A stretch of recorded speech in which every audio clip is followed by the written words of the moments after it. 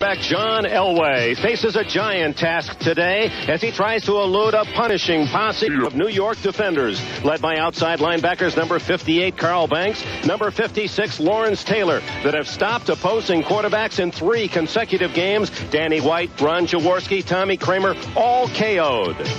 Meanwhile, Giants veteran quarterback Phil Simms will be the target of Denver's destroyers. Number 77, Carl Mecklenburg, and number 75, Rulon Jones. Between them, they have 21 sacks this year. The defensive traps are set. The Broncos and the Giants. One will escape today with a 10-2 record.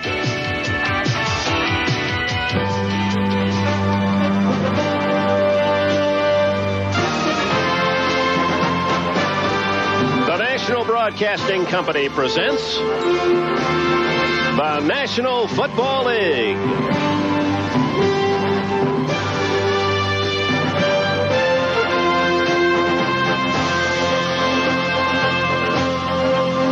Today from Giants Stadium, it's the first place Denver Broncos and the first place New York Giants. Today's action brought to you by Mazda Cars and Trucks. The more you look, the more you like Mazda value.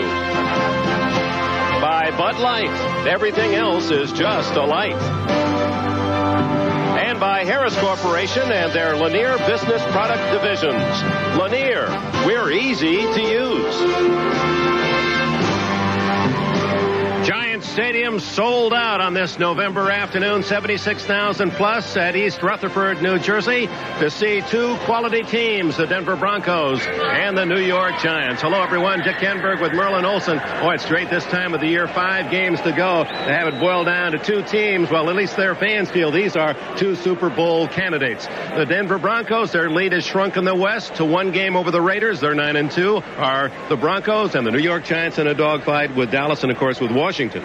Dick, I think neither of these teams would be 9-2 without great performance by the defense. The backbone of both of these teams, a powerful and crushing defense. But you favor the Giants. Why? I think the Giants have 2 big things going for them today. First, the fact that they're on their home turf. This is their stadium and their crowd. I think if this game were being played in Denver, they would probably be favored today.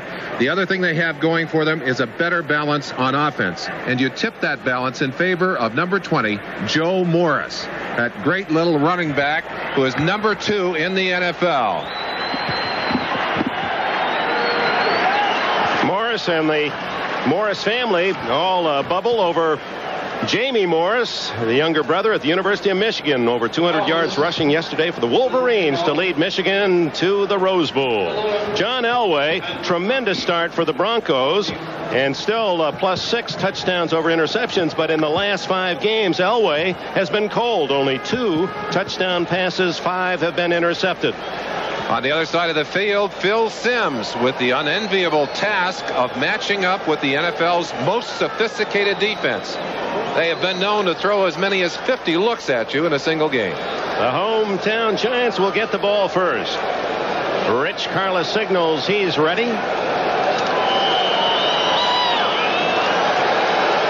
Solomon Miller, Phil McConkey at the other end for the Giants. At the 8. And McConkey is drilled at the 26-yard line.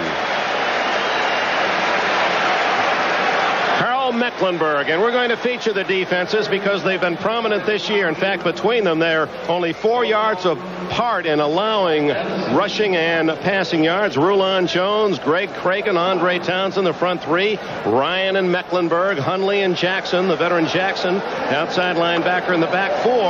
Louis Wright and Mike Harden. Harden has 3 touchdowns this year. Dennis Smith and Steve Foley. Foley, the all-time Bronco interception artist. Maurice Carthen is hit in the backfield by Louis Wright at the 21-yard line. So they go away from Morris to Carthen, figuring the Broncos might be zeroing in on number 20, Joe Morris, but Louis Wright not fooled a bit. Here is the offense for the Giants, led by Phil Simms out of Morehead, state of Kentucky. Joe Morris, back-to-back 1,000-yard rushing seasons. Never been done by a Giant. Carthen joins him in the backfield. Bobby Johnson, Stacy Robinson are the wideouts with Mark Bavaro, the tight end, and there's the offensive line.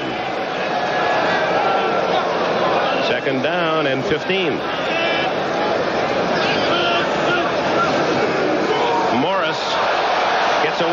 Mecklenburg and ducks out to the 29-yard line, where it will be 3rd down and about 8. Dick, we'll see a lot of jumping around today by the Denver defense. Not only will they show you a lot of different fronts, but very often, just as the quarterback is audibling, they will jump back and forth, trying to create confusion, trying to create some hesitation on the part of that offense. Rulon Jones, one of the key figures.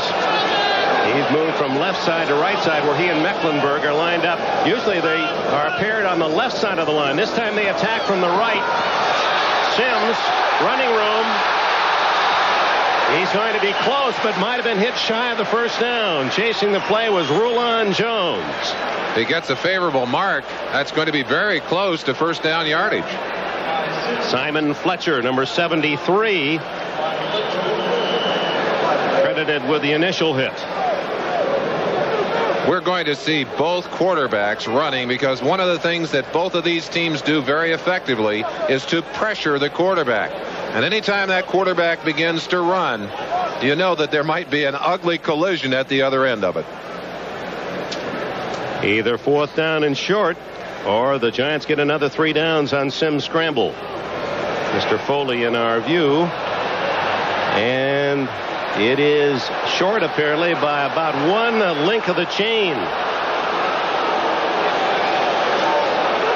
Well, an interesting option. I don't think Parcells is going to gamble, or is he? No. He is a conservative coach by nature.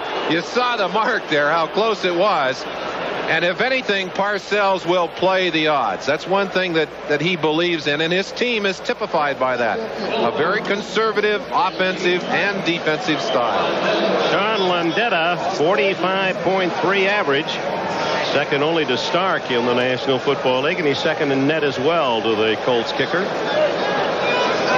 Gerald Wilhite had a 70-yard touchdown return against Kansas City last Sunday.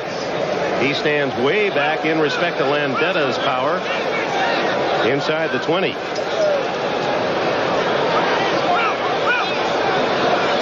lot of adjustments on both lines as Denver winds up with 10 men on the line of scrimmage. Great kick. Wilhite at the 7. 20 and out to the 23, and he had a couple of blockers ahead as Gerald Wilhite finally dragged down by Robbie Jones. A 58-yard punt and a 21-yard return. Landeta out-kicking his coverage on that play, and there was just one man between Wilhite and open spaces. George Martin, Jim Burt, and Leonard Marshall, the front 3 of the Giants, and these big, strong, tough linebackers, Banks, Reason, Carson, and the All-Pro Lawrence Taylor. Mark Collins gets to start, the rookie at one corner with Perry Williams at the other. Hill and Kennard, the safeties. Elway dumps it off, incomplete to Sammy Winder. Carl Banks out there to cover. Offensively, Elway has Winder and Wilhite in the backfield. You know Steve Sewell is injured, may not make it back to the playoffs.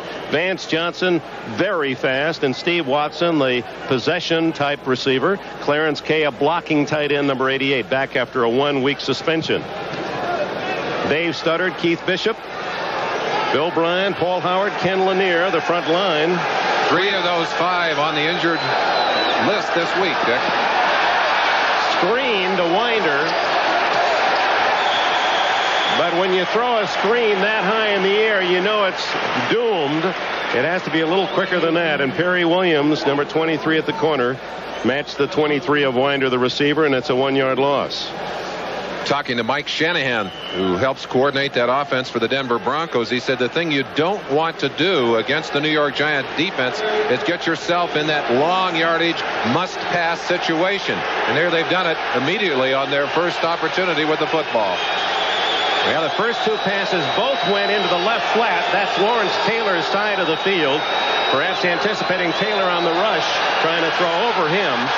Elway guns the ball, and what a catch by number 80, Mark Jackson, the rookie from Purdue, and a first down at the 42. Jackson barely had turned his head to see the ball and snared his 23rd of the year. We'll talk many times today about Elway's arm strength. without that great arm, he probably could not have completed this pass. Jackson turning into coverage. Elway doesn't care. 3 Giants, but that ball thrown so accurately and so powerfully that none of them had a chance to react to it. The initial first down of the game at the Denver 43. Just underway. The Giants at 9-2 and the Broncos 9-2. Winder into the teeth of that blue jersey defense, earns a couple. George Martin and company there. This is Joe Morris that we're working on his hand, it looks like. Perhaps the fingernail, or perhaps the... That's not good news. No, contact lenses. There you go. Oh, all right. The mirror was the giveaway. There, we got it. They look like his hands were working under that towel. 2nd down and 8. Center screen to Winder. Good block, 50. And he has what appears to be a first down at the 46 of the Giants before Lawrence Taylor, 56, and 58 Carl Banks can bring him down. This is the kind of play that the Broncos love to throw at you. Just a little dinker out of the backfield, but it'll drive you crazy. The Giants defense dropping deep. Sammy Winder just takes that ball in, and of course that's like a handoff. Only he doesn't have to cope with the defensive line. He's already beyond them.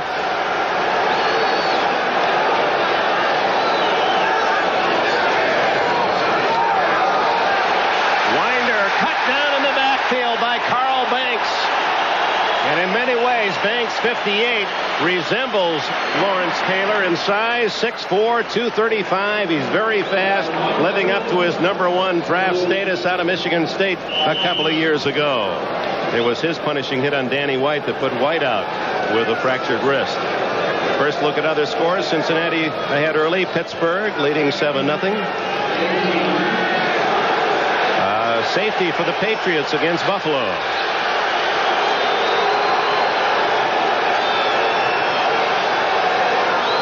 Second and long. Elway. He slides in at the 49-yard line. Just got away from Lawrence Taylor right on his heels. This is the kind of pursuit, the kind of punishing pursuit that Elway will run from all day long.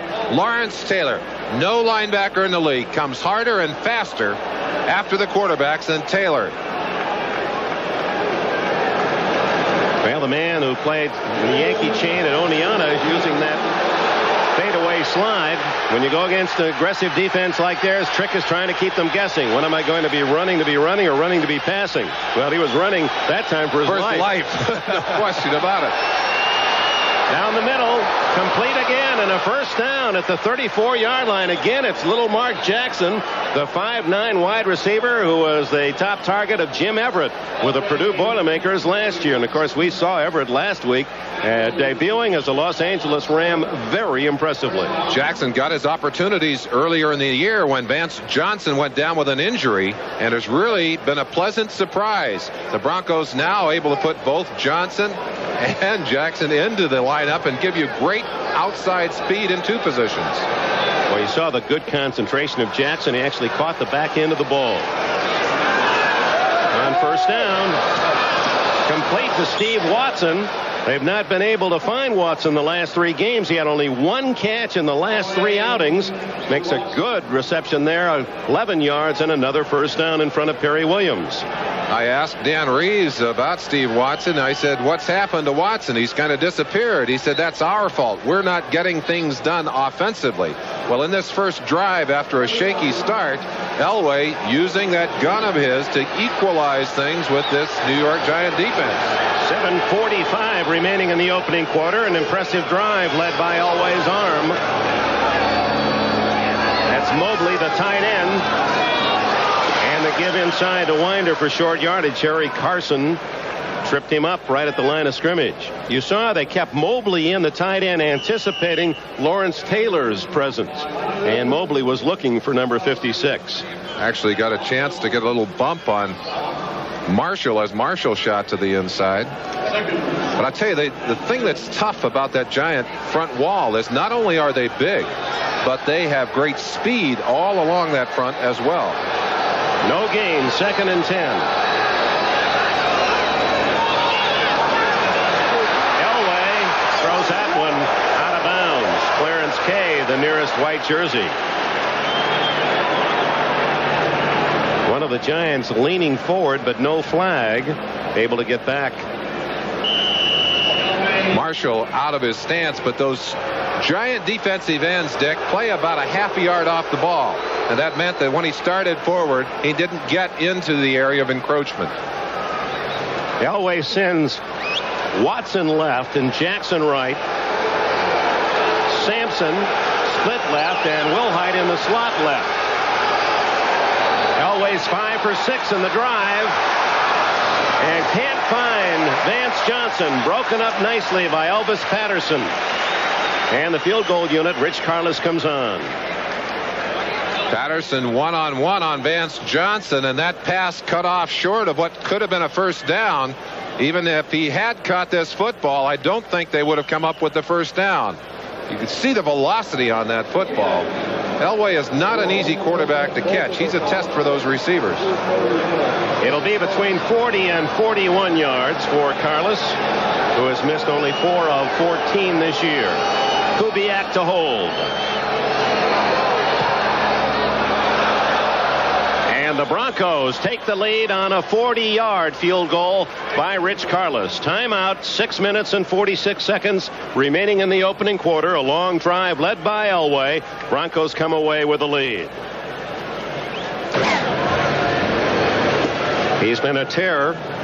Lawrence Taylor, and leads the NFL in sacks this year with 16 and a half. That is a Giant record, but we must remind you that they've only been keeping official sack statistics for a few years. If you want to go back a few years, you can find that Jim Cabbage of the Giants back in the 60s had 25 sacks in a 14-game season, but those were unofficial in those days. Solomon Miller ripped down at the 23-yard line on a solid hit by Darren Como. Como, the leading special teams player of these Denver Broncos. That was a pure knockdown. Como out of Arizona State, and the Sun Devils on their way to the Rose Bowl against the University of Michigan. You never want to pick at a successful drive. The Broncos able to put 3 points on the board, but they have not been able to run, and I don't know if you can make a living all day long against this Giant defense throwing the football exclusively. And you feel that the Giants will be able to run with Morris, and they'll probably test right now, and here he comes. Little Joe wrapped up around the ankles after a gain of a couple. Morris, who played at Syracuse, broke all the rushing records of Larry Zonka, Floyd Little, Ernie Davis, and Jim Brown. Only 5'7", 195. He gets it again. Whipped down and picking up only about a half yard or so. There to secure the tackle was Carl Mecklenburg, number 77. No huddle. They're quick counting it on the line of scrimmage, trying to keep Denver from getting back into that defensive huddle, Dick. So Phil Simms in a hurry-up offense, in essence. Third down pass. Over the middle, wide open Bavaro. And the tight end has a first down at the 41-yard line. 15 yards. They're saying go right back to the line. What they're thinking is here is they're going to try and keep Denver from substituting defensively, make them call their defenses audibly, try and take their defensive package away from them. Broncos would like to use a lot of different sets, and the Giants trying to keep them at least with the same 11 men on the field. Joe Morris dragged down, Tom Jackson, 57, and Ricky Hundley. And Jackson, a spirited defender, has to be helped away. Collier quickly signaling in defenses from the sideline, but Collier likes to use 20 defensive players in rotation. Can't get them on and off the field when a quick count, quick signals in effect. Morris again to the 46-yard line. A gain of 4 or 5. Ricky Hundley with a tackle. It's short of the first down by about 4 yards. And there very quickly. Collier ordinarily will wait until the signals come into the quarterback, but not so here. Boy, talk about action. About 10 seconds between plays. Simms Says someone get open. And out of bounds he goes, and I believe he has a first down at the Denver 49. He needed 5, and he's right at 5. Man-to-man coverage down the field, and Sims is waving his receiver. Said, make that man decide. Either I'll run for it, or you get open and I'll throw it to you. Right now, you're going to wonder, well, he is looking to the sideline. I've got to believe they had scripted some of the early plays. There's your Giant defense. Bill Belichick going over things with his linebackers and his secondary. But the key now is the offense, and the fact you're right, Merlin, it'll be interesting to see how long they can go with that no huddle. I got to tell you, you're going to get tired at this rate. Both teams, offense and defense. So the scramble by Sims enough for the first down. That's Roussan in motion. Sims dumps it off to O.J. Anderson, and he's to the 46-yard line on the slip. Anderson acquired from the St. Louis Cardinals. Well, it looks like they're finally going to huddle. Maybe we'll have a chance for a 10-minute ticker. Cincinnati leading Minnesota 7-3 in the first, and the Steelers take the 7-0 lead against the Browns. Indianapolis, an early field goal, and Detroit leading Tampa Bay 7-0. Jeff Hostetler, number 15, the third-string quarterback, is the man closest to you, a wide receiver left. And that's Roussan struggling to get back to the 45-yard line, a 1-yard gain. Hostetler from West Virginia. Now they may be setting up something here, using him wide. Maybe they'll bring him back and have a double pass here. Either that or just throw it out to him and let him throw the double pass. Anytime a second quarterback is in there, you've got to ask that question, why is he there? Dick, that on that last play, Roussan slipped on the play. That's twice that Giant backs have slipped on this artificial turf and fallen of their own accord. Another third down, and Sims has converted 2 on this drive. One with a pass, one by a scramble. Going deep. Tony Galbraith, who has caught more passes than any running back in NFL history. And he did have a step, but a tough throw for Sims. He had to lay that one up, and it was just a bit long.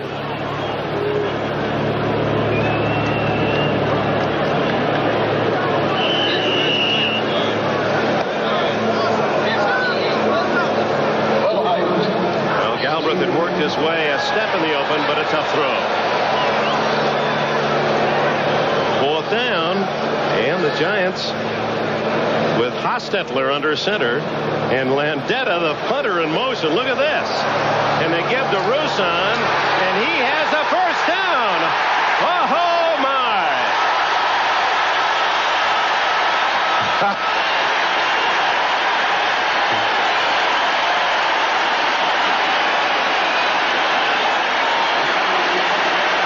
Dan Reeves is going to say, hey, you're taking your pages right out of my book. There's Roussan heading upfield, and a gutsy call as he picks up the first down. But you're in an area of the field where you're not going to lose that much. That's, again, a vote of confidence for Bill Parcells' defense. Now they've made 2 third-down conversions and a 4th down conversion on this drive. 3-0 Denver, 2:29 left in the opening quarter. Complete down to the 26-yard line as Sims goes to Carthen, his fullback. Carthen, who was a blocker for Herschel Walker, carried the ball pretty well himself on this field for the New Jersey Generals of the USFL. Played his college ball at Arkansas State. Have to kind of chuckle. Bill Parcells yesterday said that this Denver team kind of reminded him of a Canadian football team, all those tricks. And here he is with the package opened up today. That did look like a CFL play, didn't it? Sure did. That play out of punt formation or in a punt situation. Sims to Morris. It's a first down at the Denver 15-yard line.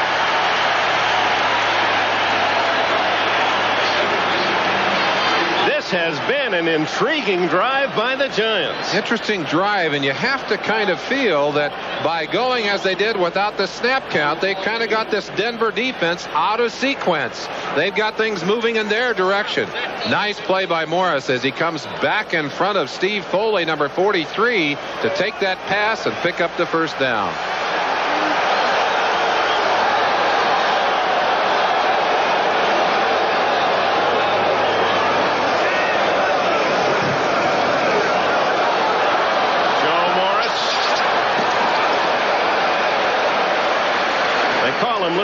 but he's just short Joe. He's hardly a little man. He's 5'7", so doesn't have the height, but he has 195 pounds. So if you put that kind of body form on a 6-footer, he'd be about a 220-pound running back. I have to tell you something else about his running style. Has great vision and good acceleration, patience, the kinds of things you like out of a running back, and that low center of gravity and good leg power make him extremely difficult to tackle. That kid brother, Jamie, at the University of Michigan, a junior running back, looks like out of the same mold.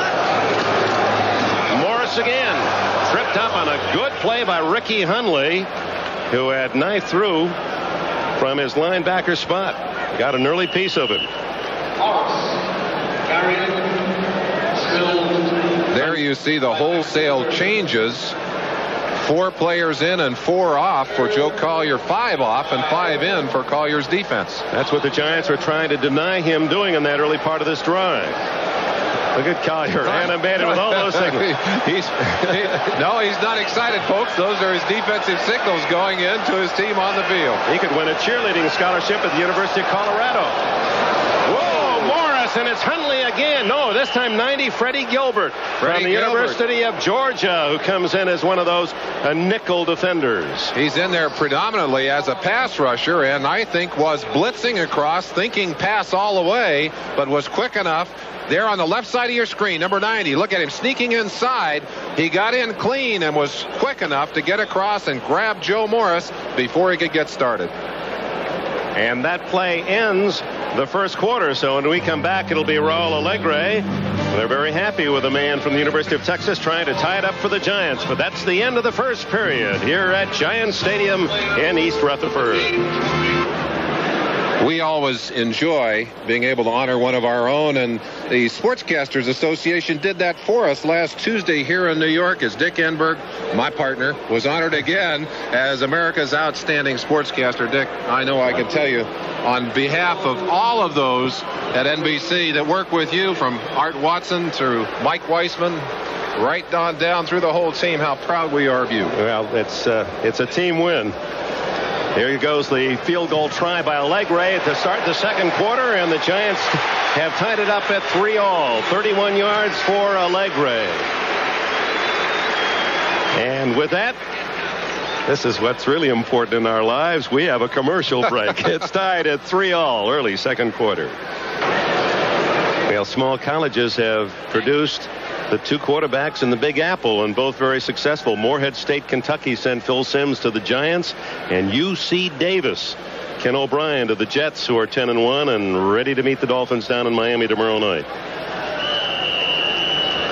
Alegre to kick, Bell on the far side, and Lang near side for Denver. 3-all. Good deep kick. Lang, oh, he's going to take it out. That's quite a gamble, and he loses at the 7-yard line. Solomon Miller got him.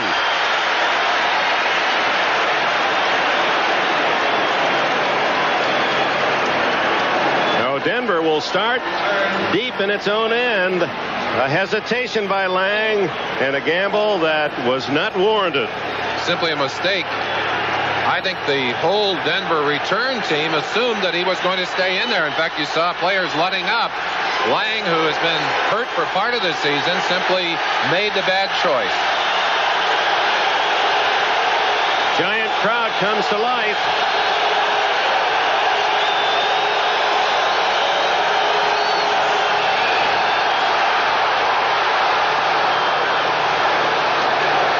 Elway, a safety valve to his tight end, Mobley.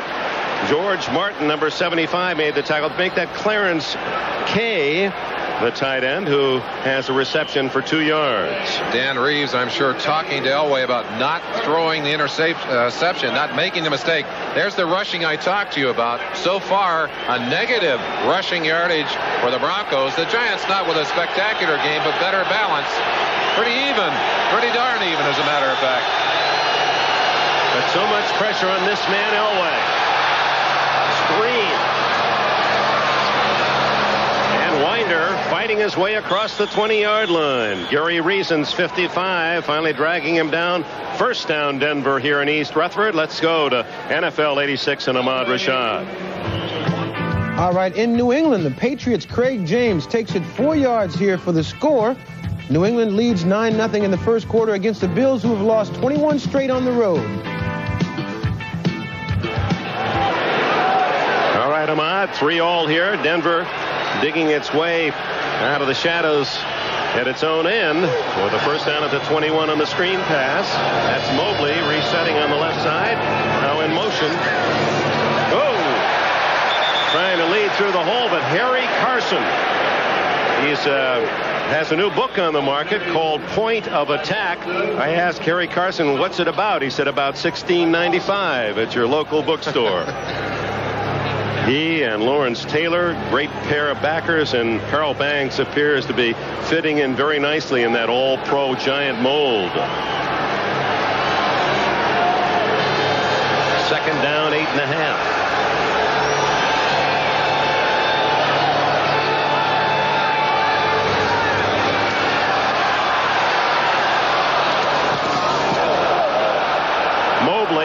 At the 26 for about 4.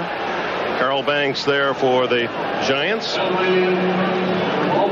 All Big Tenor out of Flint, Michigan, then to Michigan State, and the #1 pick of the Giants in '84.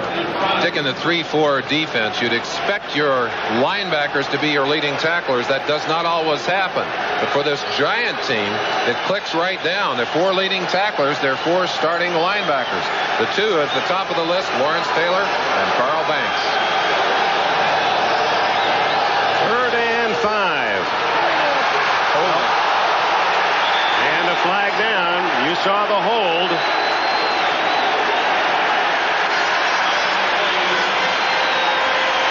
Leonard Marshall putting pressure on Elway. Billy Bryan just couldn't keep him out of there and had to grab a hold and hook him. And there's another flag on the sideline. Dan Reeves out on the field arguing. 64 Denver. Penalties decline. 4th down.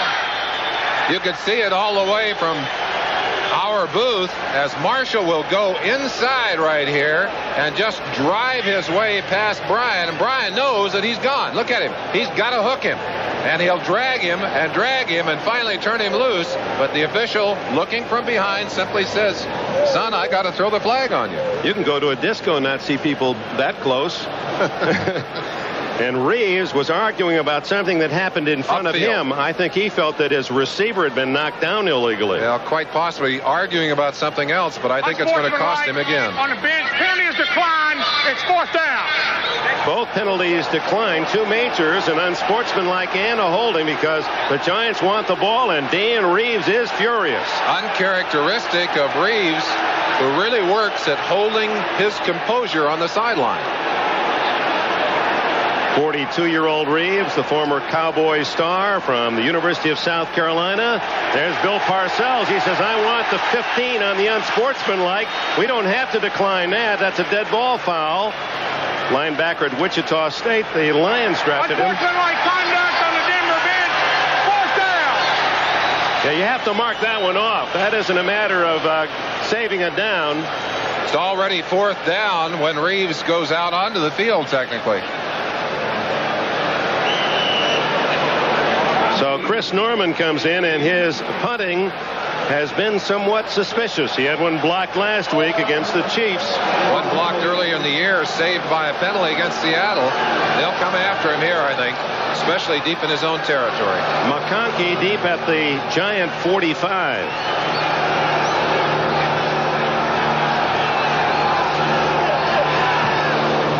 Short, dying spiral.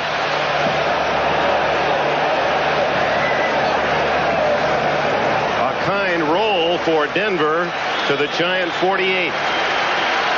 But nevertheless, only a 39-yard punt. Even if you don't get the punt, you can create enough fear in a punter that he'll kick it high and short. So with 12:22 left in the first half here at Giant Stadium, it's tied at 3.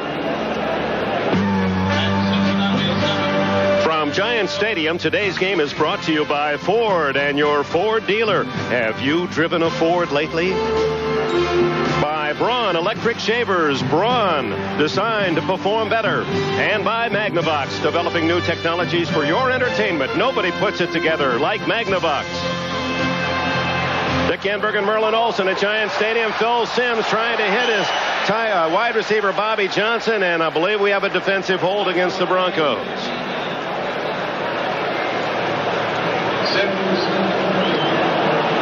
No, it's the other way.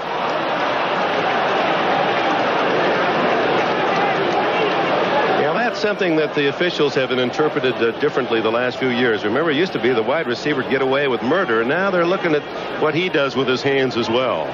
It used to be you could punch out those defensive backs, and they'd say, oh, it was an accident. Pass interference, number 88 offense, first down. So 10 yards back to the Giant 38-yard line against Johnson, wide receiver from Kansas. He has 22 catches this year, 4 for touchdowns. He's been a big touchdown producer for the Giants, although not catching a lot of passes, a high percentage for scores. In fact, in the 3 years counting this one, he has 19 touchdown passes.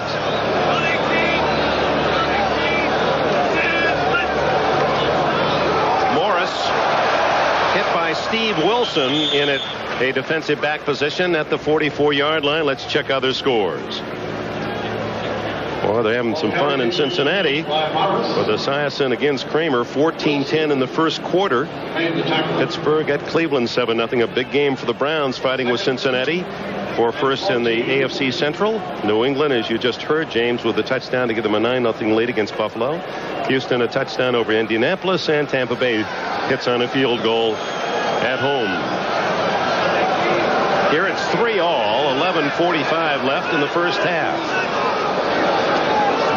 On second and long, and Joe Morris into Denver territory to the 46-yard line, where it'll be third and 4. 10 yards for Morris. Gradually eating at that long yardage situation, and now into a manageable situation. Morris, again, the amazing thing about him is his consistency. Not a good week last week, but that probably as much as anything because of the game plan against the Vikes.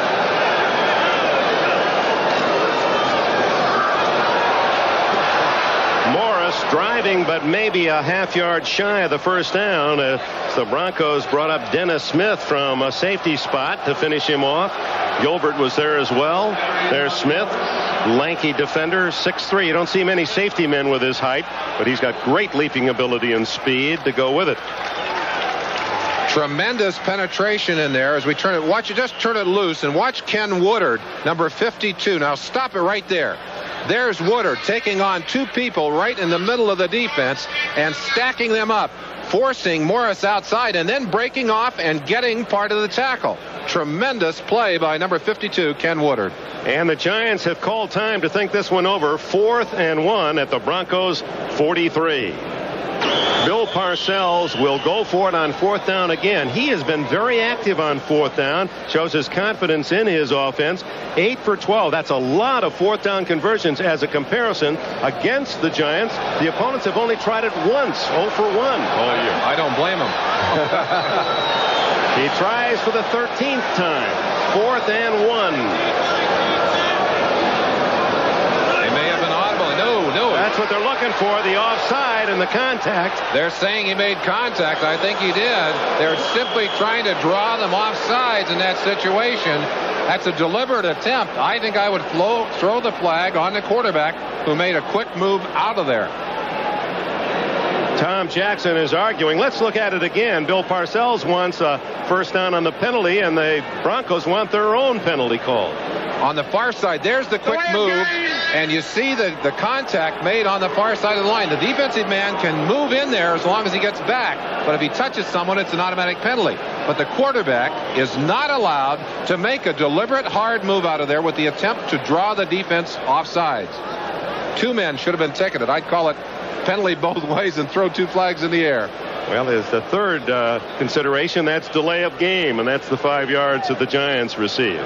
Well, that was one tactical gamble by Parcells that didn't play.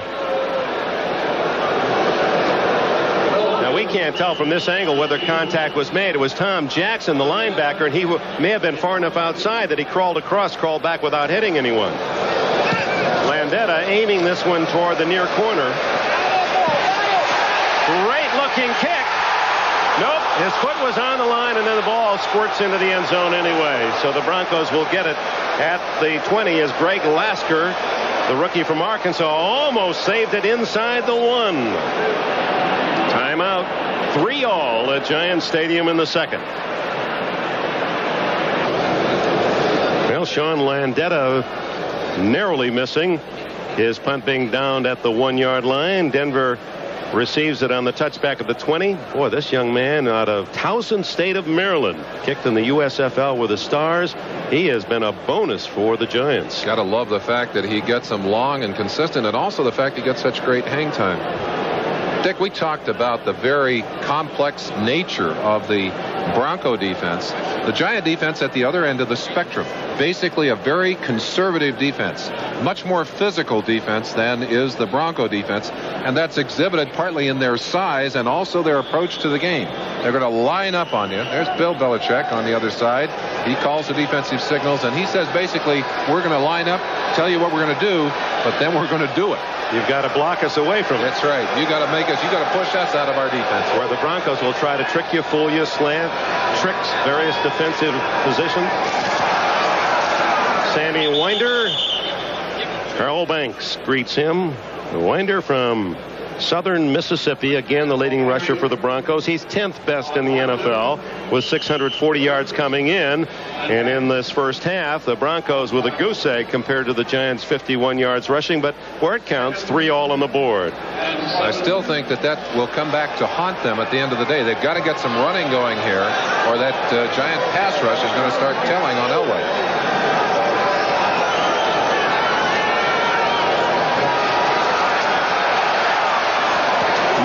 The tight end at the 35, the 40, and the big guy all the way to the 48-yard line from Salem College of West Virginia, Orson Mobley.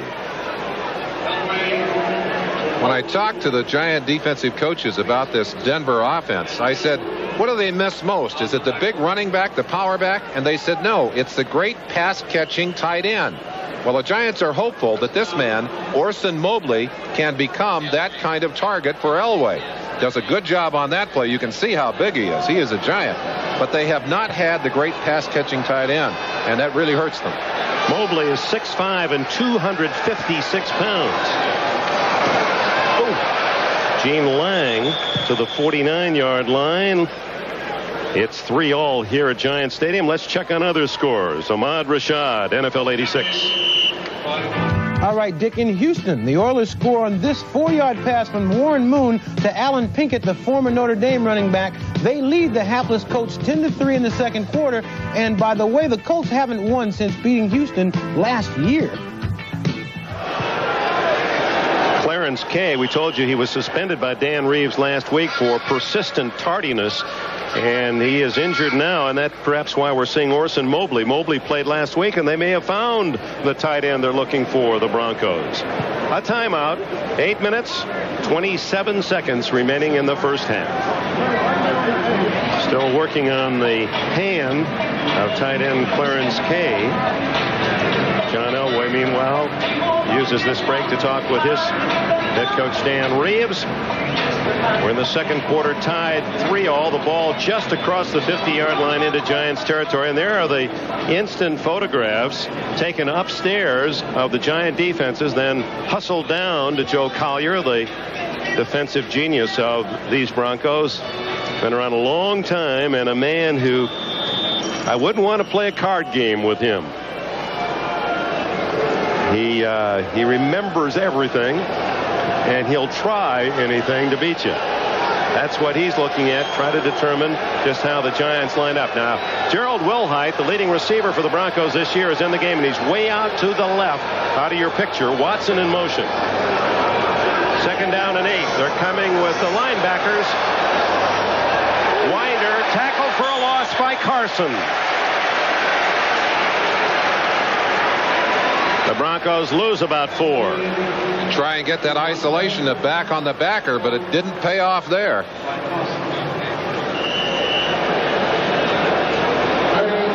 Chicago on only a safety against Green Bay at home.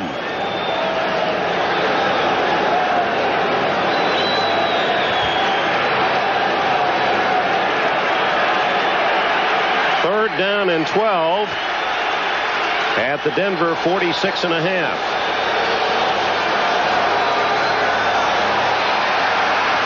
Elway trying to find Mark Jackson or Wilhite. They were both in the pattern. Wilhite short and Jackson deep, and Elway couldn't find either. But he did an excellent job of reading the rush. Stepped inside a corner blitz by Patterson.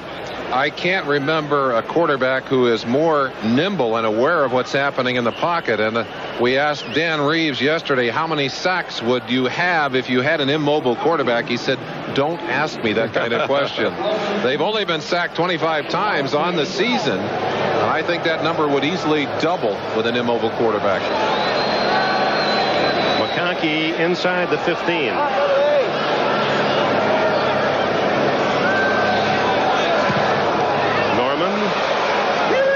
Wobbler to the 14. Woodard wraps up McConkey after a 2-yard return. 40 yards on the punt. And with it a timeout. We're at the midpoint of the second quarter at Giants Stadium on a beautiful November football afternoon. Giants jerseys with a reminder, memoriam to Spider Lockhart, former defensive back. It's been a rough 4 or 5 years in the Giant organization. They lost a fine and popular assistant coach Bob Ledbetter, a former running back Doug Kotar as well. First down. That's a reflection of the Giants' better running game thus far. 3-3 the score. Giants start from there, 16.5. Joe Morris caught from behind. Lewis Wright met the play, but it was Tony Colorado, number 69, who got to him first, a former star at the University of Southern California. We talked about the shifting of the Denver defense. Now watch them. They'll come out. They'll line up this way. Now watch the two ends. Just before the snap, both of them will shift inside. Both linebackers will shift. So they give you an entirely different look. Sims now has seen one thing, and now he's looking at an entirely different defense. That's a good example of one of the many tricks in Collier's defensive book. This time he puts 9 men on the line of scrimmage. Sims underneath to Carthen, and it's Colorado again who makes the tackle back-to-back. Hundley got to him first, but Colorado, who is playing near his hometown, he went to high school over in Brooklyn, plays classical music, and fine student as well. He was an academic second-team All-America at SC.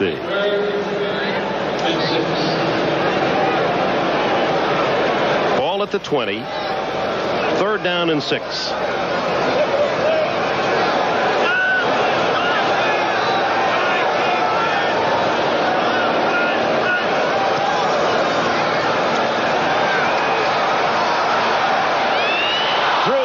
Of McConkey at the 36-yard line as Sims was being pressured by Rulon Jones.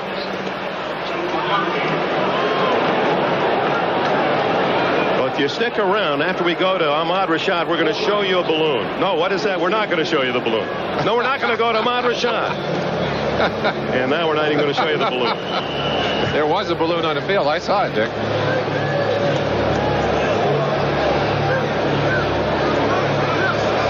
Landetta will kick it to Gerald Wilhite back at the 35.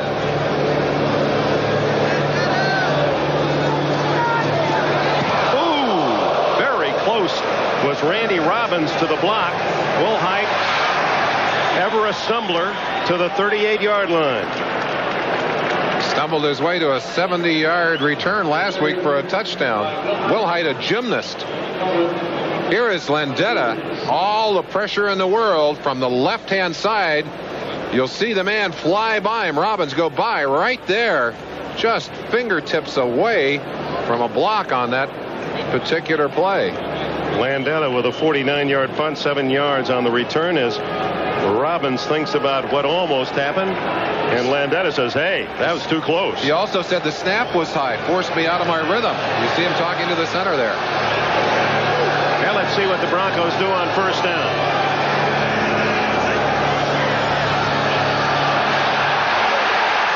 Leonard Marshall was there first, and Jim Burt finished the job.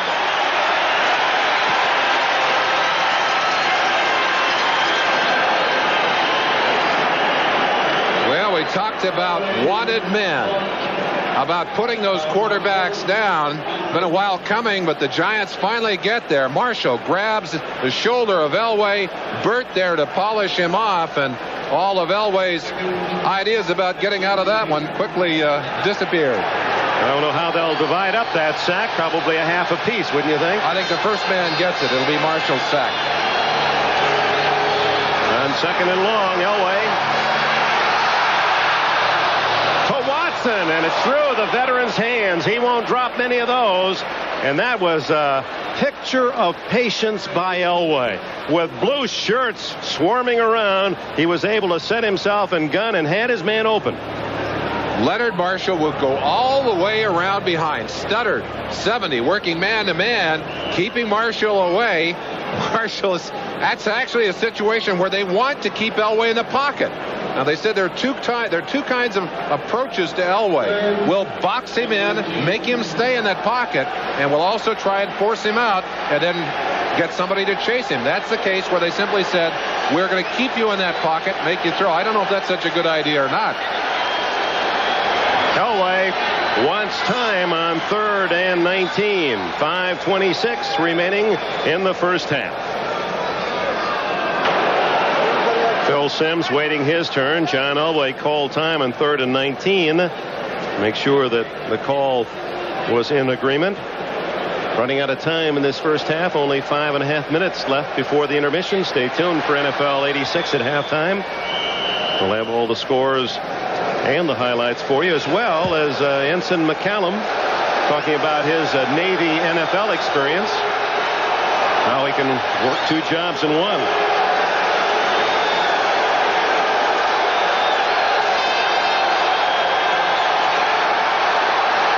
Down the middle to Jackson, and that is going to be rolled, a fumble.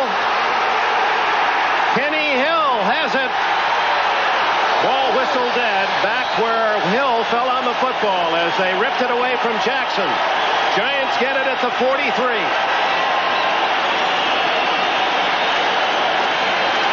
Elway, under great pressure from Marshall, able to get that pass on target. Catch made, both feet down. The end of the play now as Jackson makes the cut right here, and Elway has that ball in the air. Jackson will go up and make the catch. Watch his feet come down. Got both feet on the ground. And then, before he can hit the ground, the ball is stripped away. Fine defensive play. An alert pounce by Hill, and the Giants have an opportunity offensively. Credit 23 Perry Williams for forcing the fumble, the first turnover of the game. Simms off play action. Down the middle and wide open. Fumble, and that's the Broncos who recover. Stacy Robinson fumbles, and for the Broncos, it's covered by Ricky Hundley. Well, in the turnover department, both teams playing error-free over the first quarter, and now we have back-to-back turnovers. Steve Foley was the man who made the hit on Robinson. Dan Reeves, every time we've talked to him before a game this year, I guess we've done them 4 or 5 times, this is what he talks about. We have to be plus turnover sack table. He combines the 2 statistics. He wants to be positive in both. Watch it again, and obviously again. Legitimate catch, and the ball stripped away before the receiver hit the ground. Boy, that's good swarming defense by both these defensive teams. Broncos get it back just about where they were when Elway's pass was complete and then fumbled.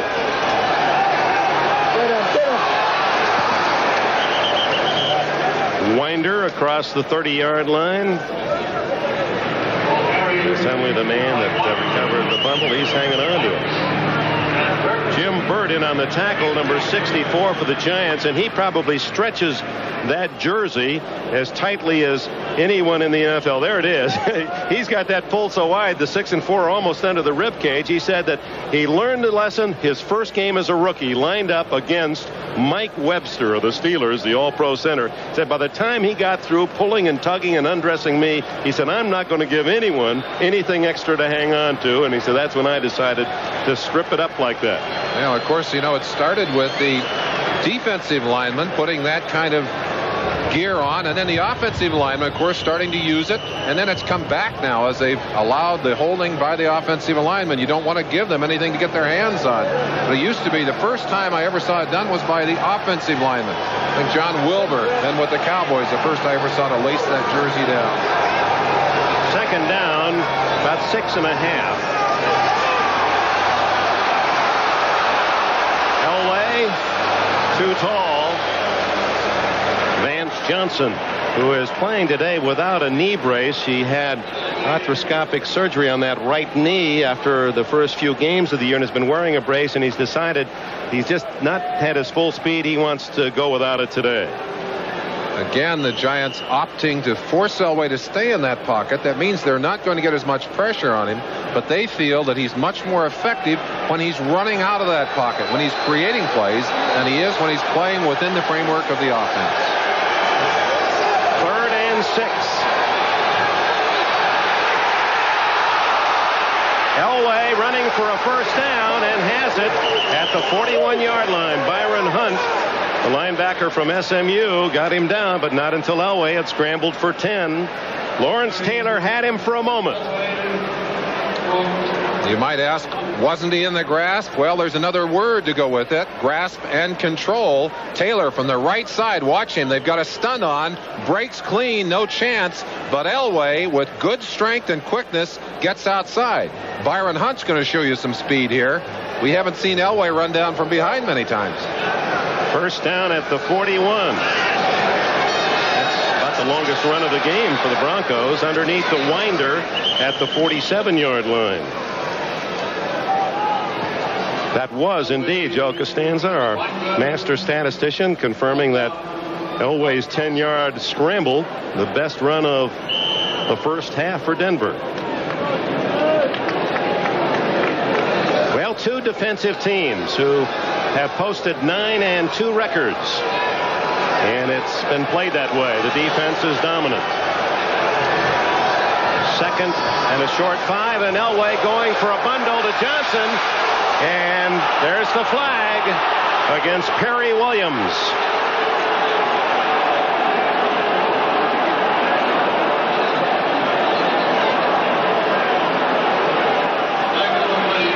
Elway doing a good job of getting that ball out high and long. The Giants on that play were trying to get the heat on Elway. Coming quickly with a lot of bodies upfield. Elway threw it early and hung it deep. Here's the end of that play, and there's the contact right there.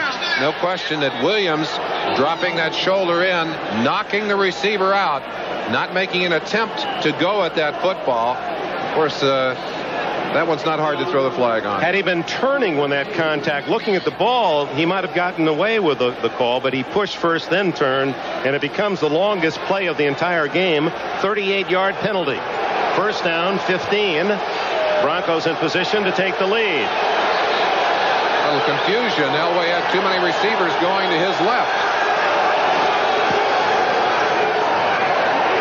Fake reverse. And incomplete. Winder was out of bounds.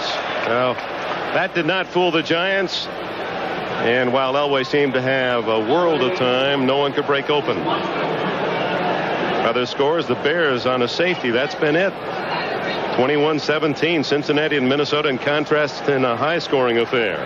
14 all. Pittsburgh at Cleveland. Those two long-time rivals. New England leads 12-0, trying to go 9-3. Houston by a touchdown over Indianapolis at home, and Detroit opens a bigger lead at Tampa Bay.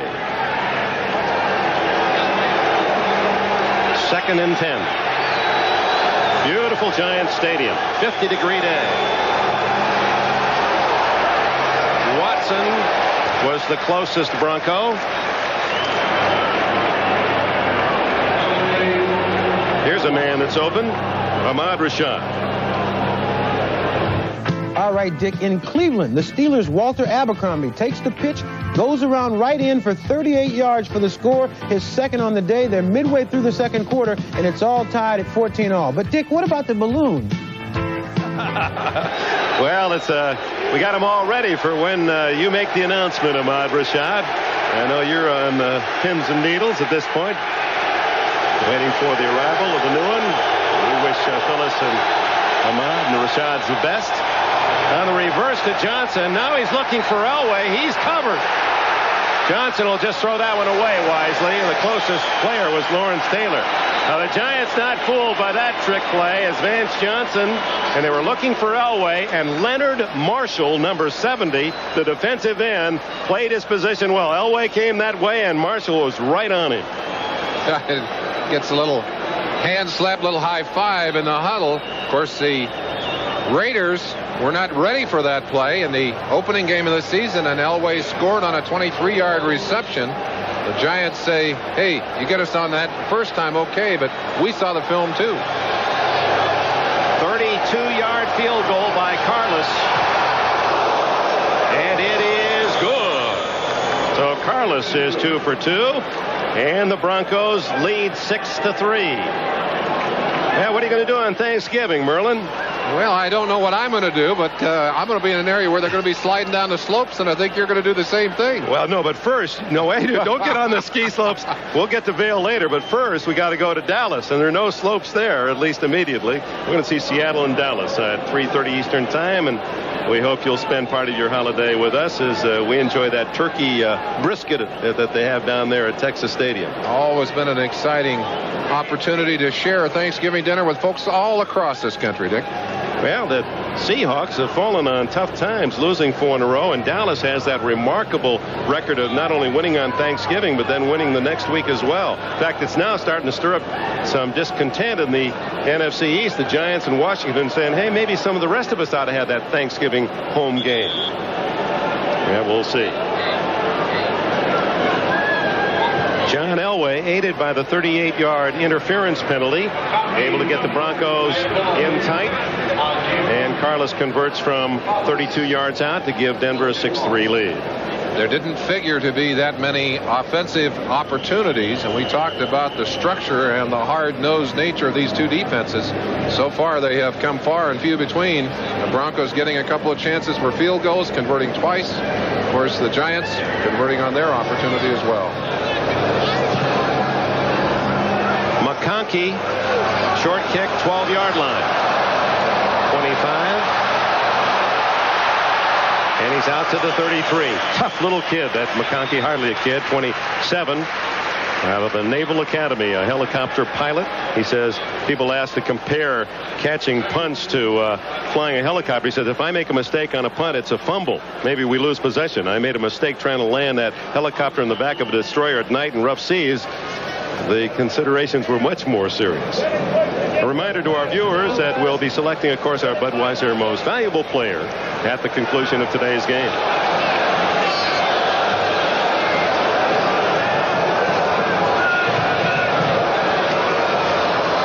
Tony Galbraith fumbles, and Louis Wright has it for Denver. Had the whistle sounded. Well, so far we have no signal. Now they signal Denver's ball. And there it is, the second turnover for the Broncos. Both teams coming into this game with positive numbers on the turnover table. And Tony Galbraith can't believe that ball was not whistled dead. Let's go back and look at the play. Watch it as it develops. Galbraith, little take the handoff out of the shotgun. Ball carried rather loosely, left hand. 77, Mecklenburg strips in at that arm. Watch him stripping, jerking on that arm. Let's see if we can see the pot there. Football already had popped out of there. Well, and had gone. It looked like the football broke loose before anyone touched the ground. Perhaps another angle might help. I believe they're reviewing it upstairs. Ball is at the 41-yard line of the Giants, and at least for the moment in possession of the Broncos. Galbraith was arguing that he thought the whistle should have blown the ball dead. It obviously was out of his grasp before he hit the ground. It was a matter of whether or not a whistle had sounded, and apparently the officials on the field would have known that. Nick Skorich is the instant replay official today on the far right. I think that's the kind of play, though, that you simply have to say no visual proof to declare otherwise. Tough tough to see the ball. There's so many players you there. You see the ball right there rolling away, and it obviously is quite a distance from Galbraith. I think it was a good choice. Back to live action. Elway firing complete to Johnson inside the 25-yard line. It is a catch and 19 more yards. Vance Johnson with an excellent reception, skidding low as we approach, and we'll have the 2-minute timeout. So a couple of turnovers. The Broncos able to stop the Giants after they had fumbled, got it back, went on to a field goal. They have it again, driving with a lead. All right, Ahmad Rashad here in New York. And in Cleveland, the Browns' Bernie Kosar hits Ozzie Newsome, the consummate tight end, who was wide open on this 21-yard touchdown. The Browns lead 21-14, second quarter. Denver leading 6-3 here at Giants Stadium with 2 minutes left in the second quarter. And a first down, Broncos at the New York Giant 23. Draw play to Winder. Good call, and he has nearly 10 more inside the 15. Lawrence Taylor in on the tackle. Broncos love to put their tight ends in motion. Watch it right here. Tight end is going to come in inside and fake the block. It's going to look like the trap and then go on through the block. They're going to hand the ball off in here, going to start up inside and then run the draw play. Actually, a way of finessing Jim Burt. Burt thinks it's going to come his way, and they just turn him out of there. Smart play, influence play, one run beautifully by the Broncos. Giants use a timeout with 1:27 remaining in the first half. It's 6-3, and Denver sits on the Giant 15-yard line. Second down, a long one at the Giant 15. Play action for Elway, and incomplete to Johnson. And Lawrence Taylor not pressuring the quarterback that time, but playing a tough defensive position in front of Johnson. Again, the Giants electing to give Elway a little time and cover his receivers, make him throw from that pocket, as opposed to trying to spring him and knock him out of there and let him throw on the run. Harry Carson, who had gone out for one play, has returned to his linebacker position for the Giants. Quick okay by trainer Ronnie Barnes, and he's back into the action. Third and a yard and a half. I don't think he got enough. Little quarterback draw. George Martin right there, the veteran defensive end. Interesting selection of plays as Elway faked a little step out of there to his left and just stepped back inside. They didn't need a lot, Dick, and I think he got about a yard, but I believe they're going to measure it. Watch Elway step toward the camera here and then drive back inside, just trying to set up the blocks for his offensive linemen. I'll tell you the one thing you've got to love about Elway. He'll do anything to help his team win a game. And it's a risk that Dan Reeves knows is very real, because it means that often he puts his body in a situation where he can be injured. Big measurement. Indeed, he got enough.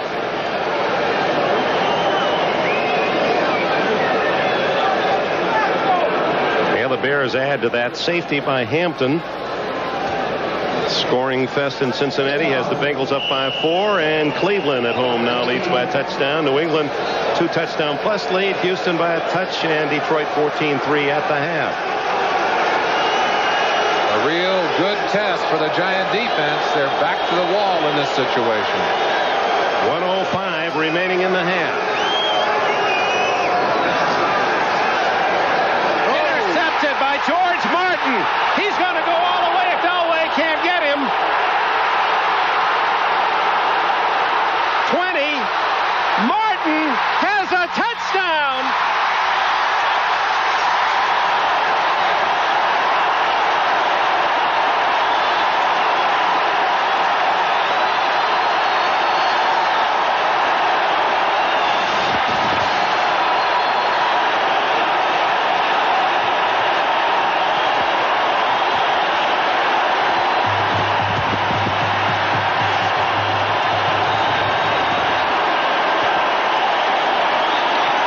George Martin's 7th touchdown, 6 from a defensive position, an NFL record, 78 yards.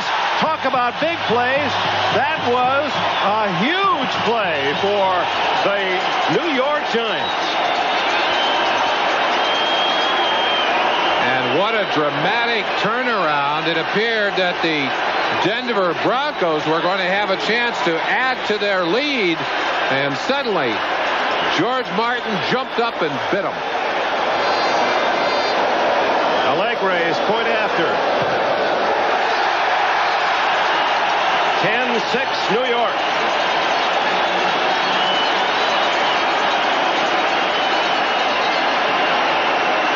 The interesting thing to me, Dick, about that run is that Martin wanted to lateral the ball. He didn't want to keep it as he headed down the sideline. He had Lawrence Taylor behind him. He had Taylor behind him. Here's the little fake outside. They're trying to just throw it to the out man here. Little flare outside. Martin jumps up. Great one-handed grab. He was a basketball player at Oregon. Now look at this. He wants to lateral the football. He's trying to lateral it to Lawrence Taylor. Elway gets a hold of him, and he just runs out of that block. Now Taylor says, well, you're going to carry it. Let me get a block for you. Billy Bryant, 64 down there, and gets one block. There's a second block down there, and Martin, without benefit of a gas station, carried it into the end zone. The fans here at Giants Stadium roaring as they watch the instant replay. The Giants were one of only 11 NFL teams through the first 11 games not to get a touchdown on a return, make that one of 9, and now they've added theirs to the list of those who have scored on either an interception or a punt or kick return or a fumble. We'll show you another shot of that after the kick. What a dramatic play. What an emotional turnaround. And there's so much noise here, and now all of a sudden a stop, and the ball dropped right off the tee. Well, it's at least a 10-point play, maybe a 14-point play. Well, and the thing that it does, Dick, is to turn the emotion around in the stadium, and certainly to carry a different emotion into both locker rooms here at the half. That's the big impact. Lang will take it out. And it's a good return to the 30-yard line for Gene Lang. Let's go back to George Martin's play. 78 yards for Martin. He played with Lonnie Shelton basketball at the University of Oregon. And look at the great reflexes. Batting the ball, much like denying the pass inside. And Lawrence Taylor now, he says, come on, Lawrence, I'll give it to you. But Elway interfered, but Elway just like water off a duck's back. Harry Carson down there for one block. Collins for another block. Mark Collins. There were 3 excellent blocks thrown on that run. Only one who could tackle Martin was his own teammate, Taylor. He can even hit his own guys. So instead of a possible 13-3 lead for Denver, it's 10-6 the other way. Flags go down as Wilhite out of bounds with 31 seconds showing. Could possibly again be offensive interference from the angle it was thrown.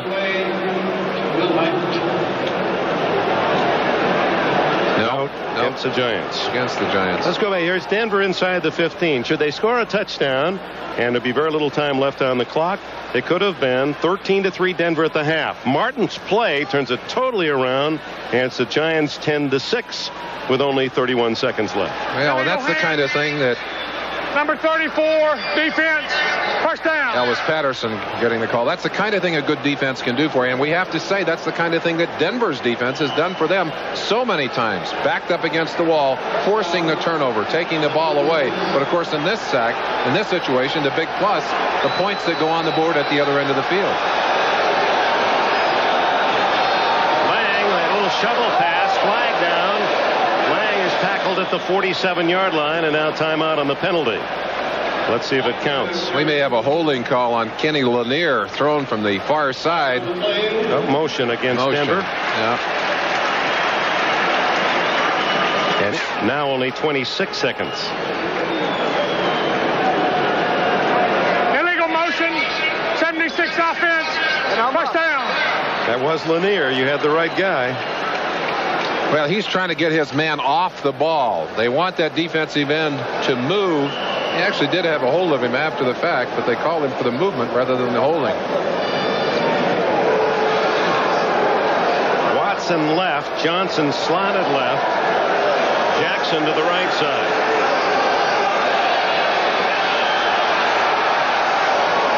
Floats it out to Lang, who breaks a tackle but doesn't get out of bounds. Clock is still running at the 45-yard line. 12 seconds, 11. And now they call time with 10. Yeah, I was surprised there. Lang was right on the sidelines. Could have dipped out of bounds, but did not. Well, Dick, that's a recent poll conducted by sports writers specifically about the quarterbacks. That's something they rated Elway down in was touch. But he certainly threw that one with nice touch. And Sport Magazine currently has a rating of all NFL quarterbacks. They have Jim McMahon rated first and Elway second. They said that if Elway had scored higher on the touch pass, he would easily have been number one. But I have a feeling if you today had each of the 28 coaches in the league, head coaches, vote for the quarterback they'd like most, I don't think McMahon would win it. I do think Elway might. I think you're being kind. Jim McMahon, with his great talent, of course, not making himself a very popular member of his Chicago Bear team, and certainly not Mike Ditka's favorite on that team by any means. Yeah, he might not even get his own head coach's vote. 10 seconds left. Second down and 1. Ball at the 45. Denver could go for one perhaps long out and try to get into deep field goal range. Now, the one vote you get about Elway from most coaches is the fact that he can make big things happen. He can lift a team by himself. Not many quarterbacks can do that. Giants a very loose deep defense. There is that long out, and it's complete to Johnson, who goes out of bounds. He had possession when he went out of bounds. The ball was knocked free after he had left the field of play, a 24-yard play, and that's exactly what Denver does. Go to the deep out, 4 seconds left, and here comes Carlos to try a long field goal. How many quarterbacks in the NFL can throw that pass? It's a short list, believe me. It'll be 48 or 49 yards, so it'll be a 48-yard field goal attempt by Carlos, who's 2 for 2, as you can see, in this first half.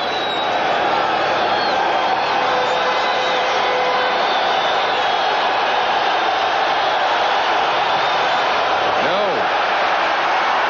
Short. And the Giants have the momentum going into that dressing room. And there's the man who gave it to him. A spectacular one-handed interception by George Martin. And then even more surprisingly, he rumbles 78 yards. The Giants lead.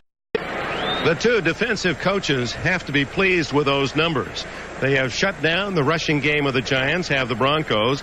Denver has had to pass the ball. That's what the Giants expected.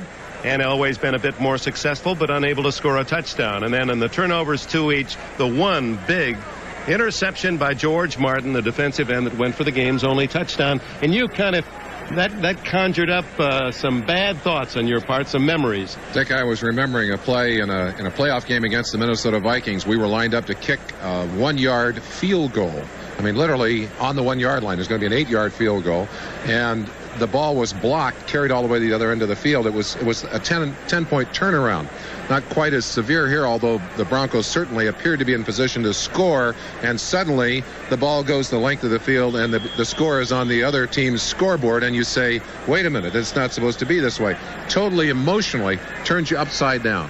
And it wasn't just an ordinary return by an ordinary player, a big guy able to elude Elway and some others. George Martin, and he has established his own, even furthered his own NFL record, 6 touchdowns by a defensive player.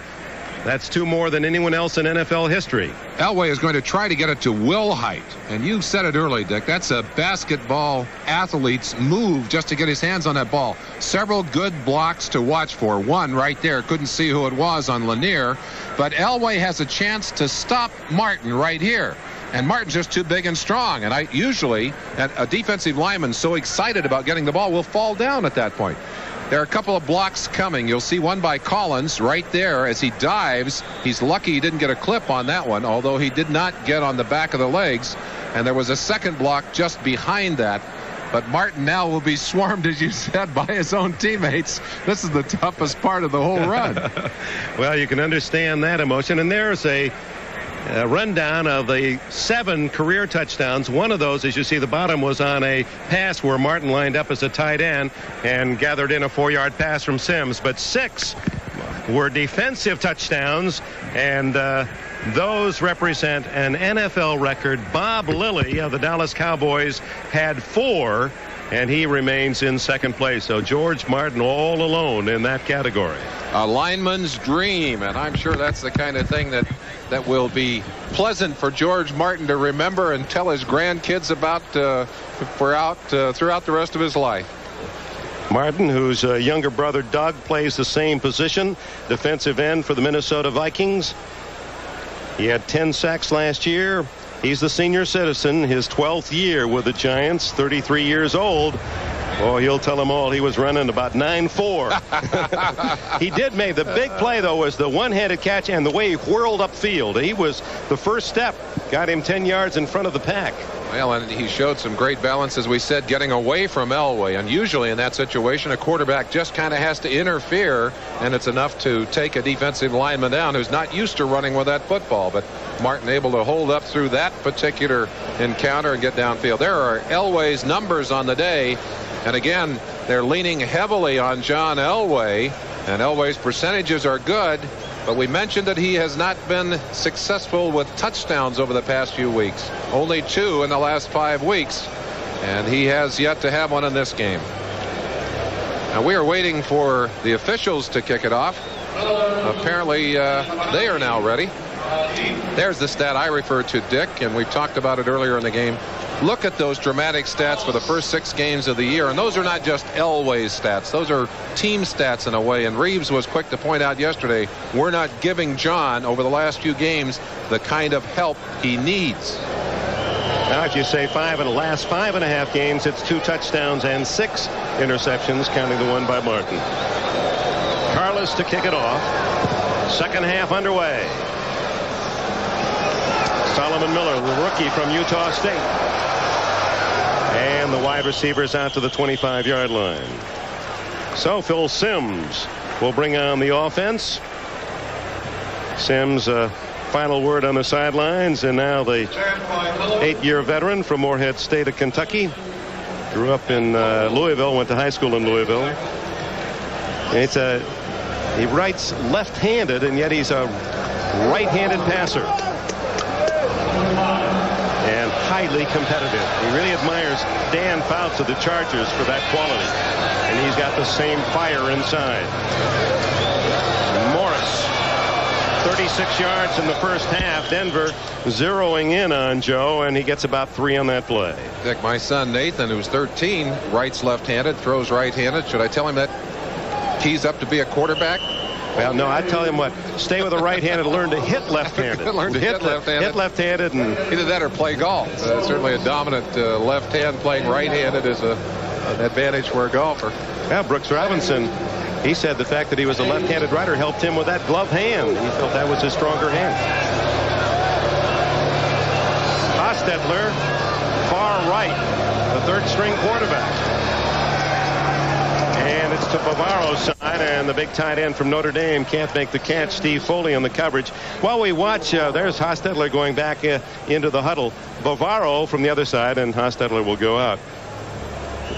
Yesterday, of course, Clarence Kay, the tight end for Denver, is regarded as one of the better blocking tight ends in the NFL. We asked Bill Parcells about it. He said Bavaro is 2 Clarence Kays. He is by far the best blocking tight end in the NFL. In fact, he says he's so good he could play defense for me right now. We'll keep an eye on him in the second half. Third down. Simms, plenty of room. And he has the first down across the 35-yard line. Finally run down by Freddie Gilbert after 9 yards. Simms not quite as nifty as Elway, but never have we ever had a chance to doubt his courage. And he'll do anything he can to help his team win. In fact, has put his body on the line more times than you'd care to count. Injuries, a constant problem for him early in his career. But when he's healthy, he does things like this. He gets first downs. He gets touchdowns. Made the Pro Bowl last year as the starting NFC quarterback and was voted the most valuable player. Morris, a little misdirection. And Hundley was able to get him from the side, or Morris had a lot of room to go. It's another Giant first down. Let's go in and look at that tight end, Bavaro. We talked about his blocking just a moment ago, and of course so crucial to have that big tight end who can take on those linebackers. Watch him now as he works on Jim Ryan.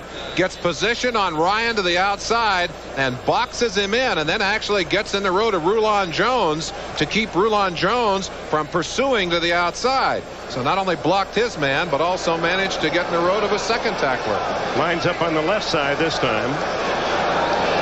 First down at the Giant 48. Morris. 40. 30. Joe Morris all the way to the 28-yard line. Louis Wright saved a touchdown. 24 yards for Joe Morris. Morris only had 36 yards in the first half. He's probably equaled that already in a couple of quick bursts here in the second half. But I said at the beginning of the game, I felt that he was perhaps the edge for the Giants. That didn't prove to be true in the first half, but so far he's showing you why he is so important to them here in the second half. Leading 10-6 early in the third quarter. The Giants, using Joe Morris, have driven deep. It's Morris again. And Tom Jackson's penetration slowed that play, and Morris has to settle for 3. Denver, an aggressive slanting kind of defense, and if Morris can get up into the area in which those people are slanting left and right, he can use his good vision and his quick acceleration to run through some of those arm tackles. On that play, though, he had to make his decision so far in the backfield that there was no chance for him. Morris now with 76 yards rushing. That puts him over 1,100 for the year. He comes in second only to Eric Dickerson of the Rams. Number 71, Greg Cragen, the nose tackle. No one seemed to block him, and Morris has to settle for a 2-yard gain. Sometimes you can go around and do things the back door. Cragen, the nose tackle, watch him here. Now they're expecting to block him by coming out this way. He'll simply run around the block, which is not the way you're supposed to do it, but the results are great. Watch him as he slides around the block by the center, Bart Oates, and is just waiting there with open arms to greet Joe Morris. Ball at the 24-yard line. 3rd down and 6. Caught in the backfield is Galbraith. They bring in Galbraith, and the defense immediately thinks pass because he is such an outstanding receiver. That's twice now they've handed off to him, and not fooled a bit was Freddie Gilbert from Georgia. And with that quick burst downfield, again, you see what a good defense can do. They get you down there and they shut you down. Raul Allegre, who had a career last week with those 5 field goals, and the winner in the final seconds, will now get an opportunity to kick one that's just beyond the 45-yard mark.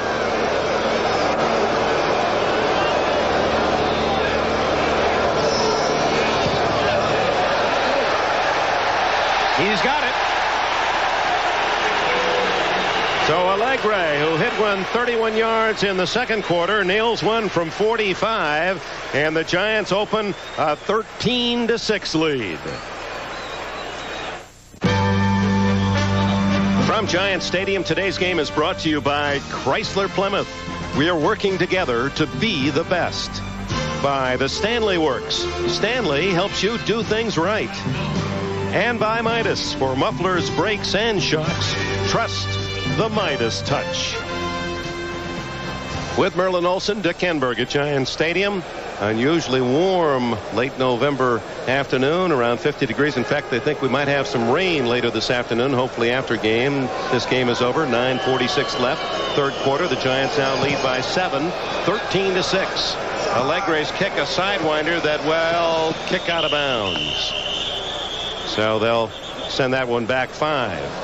What they like about Allegre, who has had a couple of shots, he was picked off as a free agent by Dallas, then traded to the Colts for a number 9 by the Cowboys, and then available to the Giants. That not only has he shown a good powerful leg, Bill Parcells says a good athlete, and he's able to place his kickoffs where we want them. Down deep, tuck them into that corner. Makes it so difficult for that return man. Do I step out of bounds? Do I try to field this one? And that was what he was trying to accomplish on that kick. Do you think Parcells is tired of looking at kickers? He's the 4th roster kicker of the year, and you've got to guess at how many they have seen, aside from those that have been on the roster. So they bring it back to the 30-yard line. The Giants,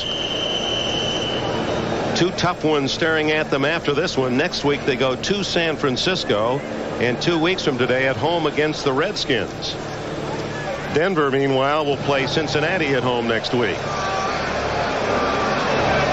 Ken Bell.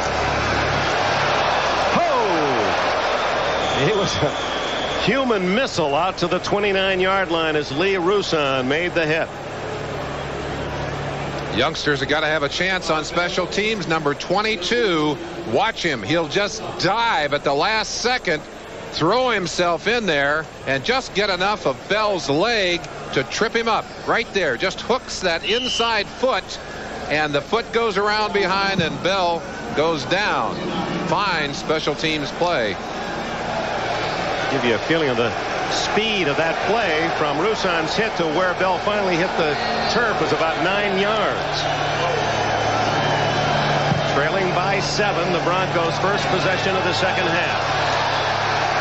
Elway going deep to Jackson, almost intercepted. Mark Collins, the rookie from Cal State Fullerton, was there. Well, here's our lineup on Thursday for our Thanksgiving special. NFL 86 and host Bob Costas, Frank DeFord, Mark Bonaconti, son of the former famous linebacker of the Dolphins, who is paralyzed from a football injury. A very touching story there. Ahmad Rashad and Roger Staubach's Thanksgiving memories. Roger Staubach, still the old-time cowboy in terms of popularity, and Paul McGuire and his romance with the New York Jets. That continues. And then it's Seattle and Dallas. Flag goes down. You heard someone on the sideline say offside, and the pass intended for Winder is awry. Clarence Kay, number 88, blew the count up early. New York with a choice now, taking the down or the 5 yards.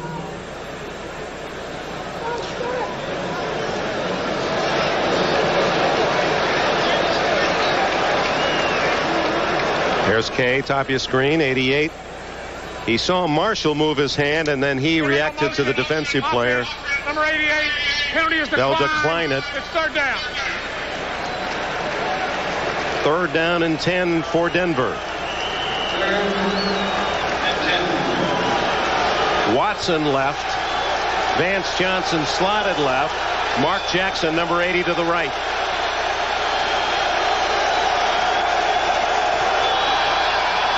Good protection for Elway, who drills it to Mobley, and that big tight end has a first down at the 42-yard line.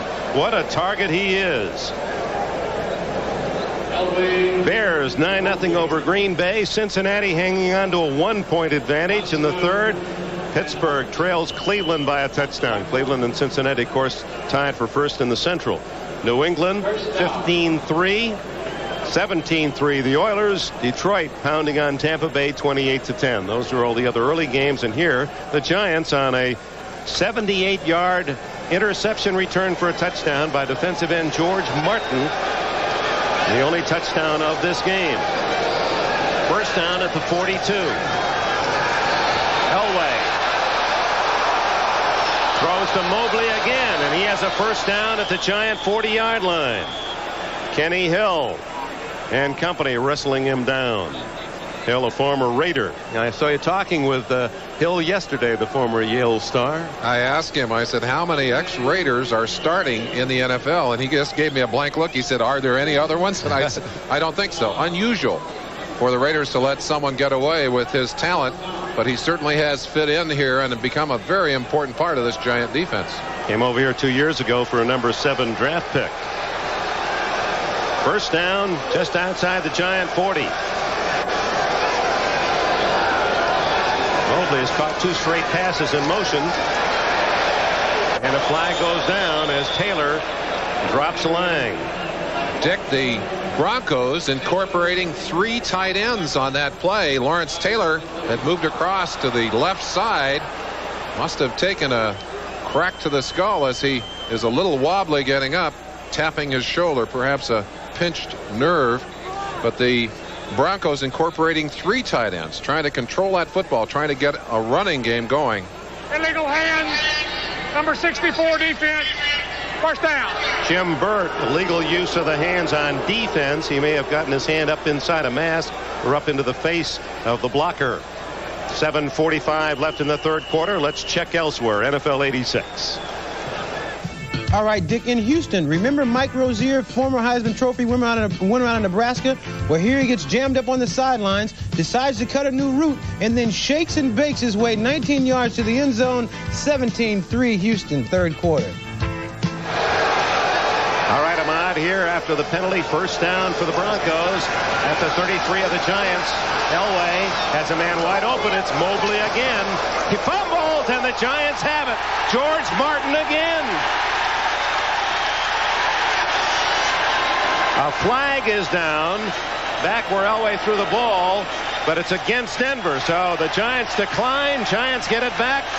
The omnipresent George Martin gathers the pumpkin again. Holding. Number 60 offense. Penalties decline. First down. Orson Mobley came in motion to the inside and then went back outside. Heads down the sideline. There's an assignment blown there as Mark Collins, the rookie, didn't see him stop until it was too late. But watch the ball bounce away here. Good hit on the inside by Carson, 53. That ball already gone. And there's faithful George with his hands on it. Well, it was Harry Carson who forced the fumble, nailing that man, Orson Mobley. And then Martin recovers. Turnovers have beaten the Broncos the only 2 times they have lost this year. They have been in the minus column in the turnover table.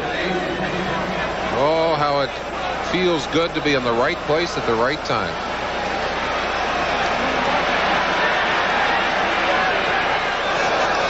Second and 8.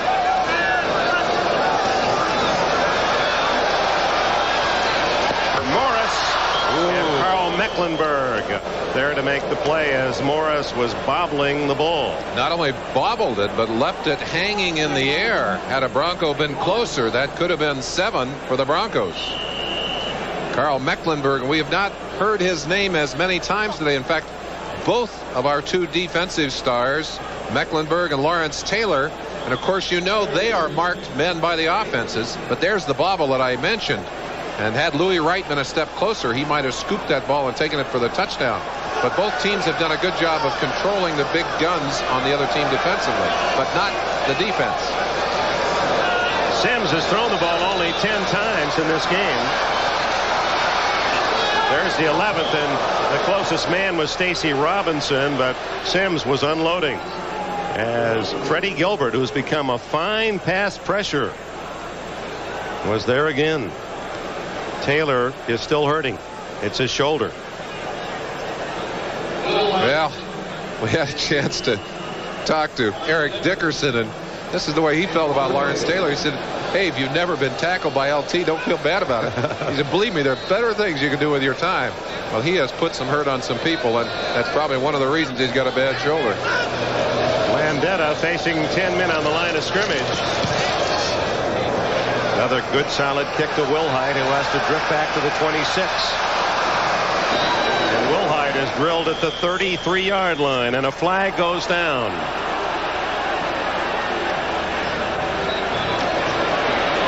Zeke Mowat, the backup tight end, made the tackle.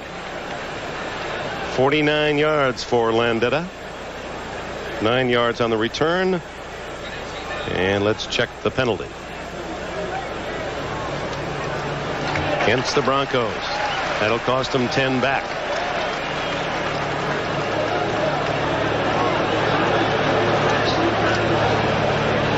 Six minutes and 12 seconds remain in the third quarter here at Giant Stadium. Number 22 on a receiving team. First down. Denver will have the ball when we return from the Bronco 23-yard line. The Broncos defense able to recover from Orson Mobley's fumble, but it's still the Giants 13-6.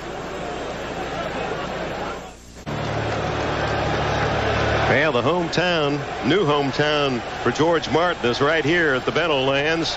He's been the big play performer for the Giants, who lead 13-6. And here's the strong arm of Elway going to work. Oh, Carl Banks, and he'll pick up the penalty. That was very close to being another Giant touchdown, as he was all over Clarence Kay. And if Elway's throw had been a little short, Banks had 6. But Elway, of course, putting that where it couldn't be intercepted.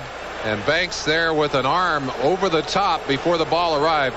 You'll see him from the inside reaching the receiver right there with the bump, and you're not allowed to go through the man to touch the football. The penalty will give a first down to the Denver Broncos. Dick, you talked earlier about Reeves's philosophy of combining turnovers and what he calls traps or sacks. He said in the 2 games we've been negative, we have lost. Of course, that's the Jets game and the San Diego game. They're a -2 in that ratio right now. They get a first down on the penalty, even though it's a 1-yard penalty. Elway, 30, 35, 36 or 7, depending on where they spot. Well, they're going to only give it to the 35-yard line. A first down nevertheless. It's where the ball is when his bottom hits the ground. He's got a lot of yards. Elway is the leading Denver rusher with those 29 yards. That tells you the kind of tough Giant defense against the run. In fact, the best that anyone has done against the Giants all year was Darren Nelson, 68 yards last week up in Minnesota.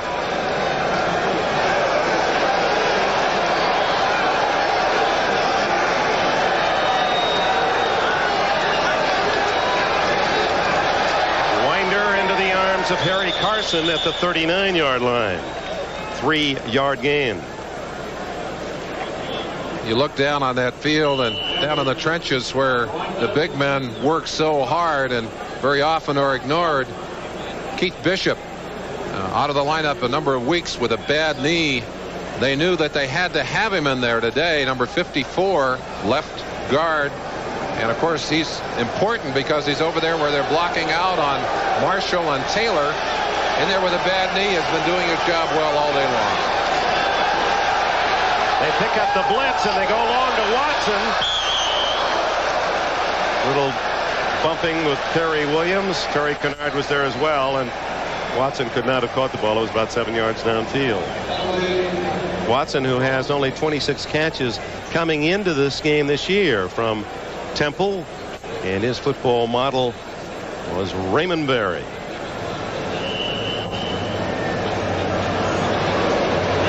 He had 61 catches last year, so he's well under his production of a season ago. 3rd and 7. Watson way out to the right with Jackson left.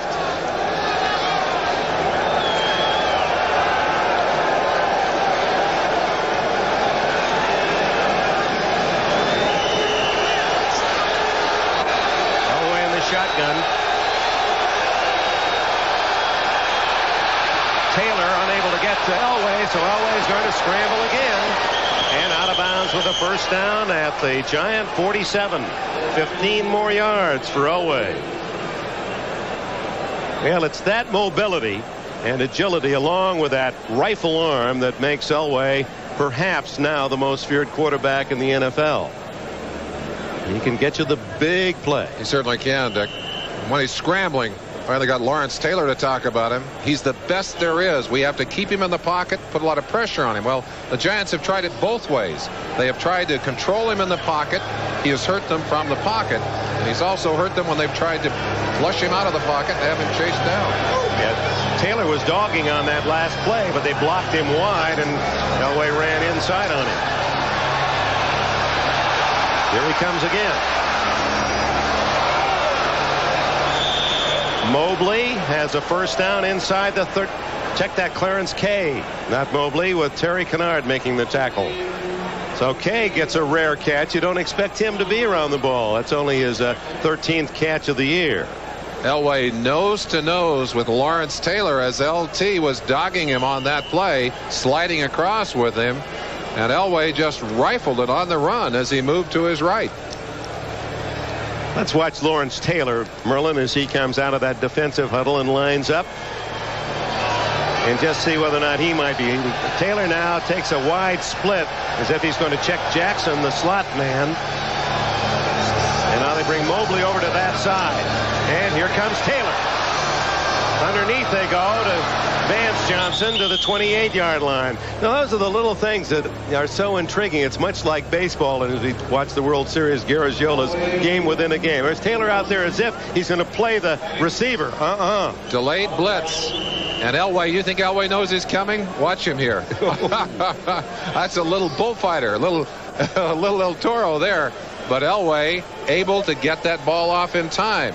The Giants, of course, love to blitz Lawrence Taylor. There's not a linebacker in football who blitzes with the effectiveness of a Lawrence Taylor. Boy, and he plays so hard on every down. Here he comes again. Elway has a man open, but can't find Johnson. Jim Burt finally breaking through that protective pocket. But Taylor attracted at least 2 blockers himself. Well, you've got to put big man on big man over there. That means you don't leave Taylor for one of your running backs to pick up. Usually you'll slide your tackle out, slide your guard out, try and get one of those big men out there to get in front of him, and then tell those linebackers, hey, if they're coming up the middle, you take one of the little guys. 3rd and 5.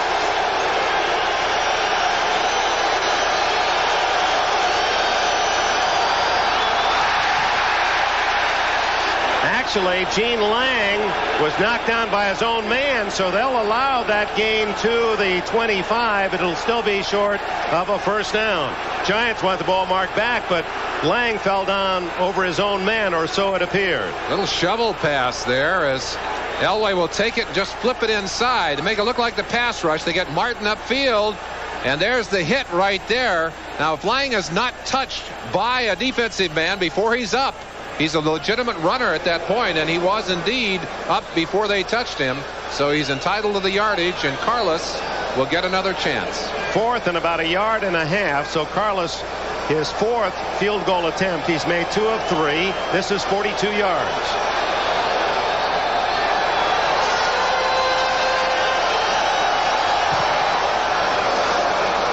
Can't hit it any better than that. So the Denver offense is 3 Carlos field goals, 32, 40, and 42. Timeout. A measure of the toughness of these two defensive teams. The offense has not as yet scored a touchdown on either side. 13-9. 2 Giant field goals and Martin's 78-yard interception return, and 3 field goals by Carlos, who puts it in play. And he really drills this one. That one. McConkey will have to take it at the 20 with a timeout. 1 minute and 47 seconds remaining in the 3rd quarter here at Giants Stadium, where the Giants lead 13-9. Welcome back to Giants Stadium. The Marshall run, or the run, I was thinking about Jim Marshall running the wrong way, and the touchdown today, and the fact that you had a long, was it a fumble recovery or an fumble interception? Recovery, but there was another yards. 75 in the picture that day. Deacon Jones is running along beside me, much like this scene, with his hands out saying, lateral, lateral, lateral. All he has to do is throw one block, and I got a touchdown. He's saying, lateral, lateral, lateral. All the way down the field. You've never forgiven him. I've never forgiven him. Never forgiven him. I still remember it. So Deacon Jones, he wanted the 6. And Merlin Olsen instead gets knocked down after a long run. Yeah, today, not the case. George Martin, 78 yards for the score. Phil Simms goes to work. Deep downfield, and a flag intercepted by Foley. And Foley gets to the 44-yard line.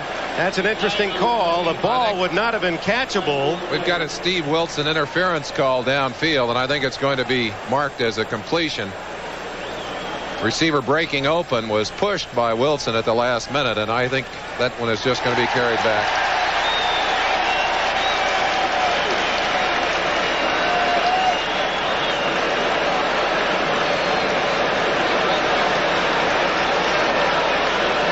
Pass interference. Yeah. I think Dan Reeves was saying there was no way in the world that even with that push the ball could have been caught. It was about 10 yards to the other side and intercepted easily by Foley.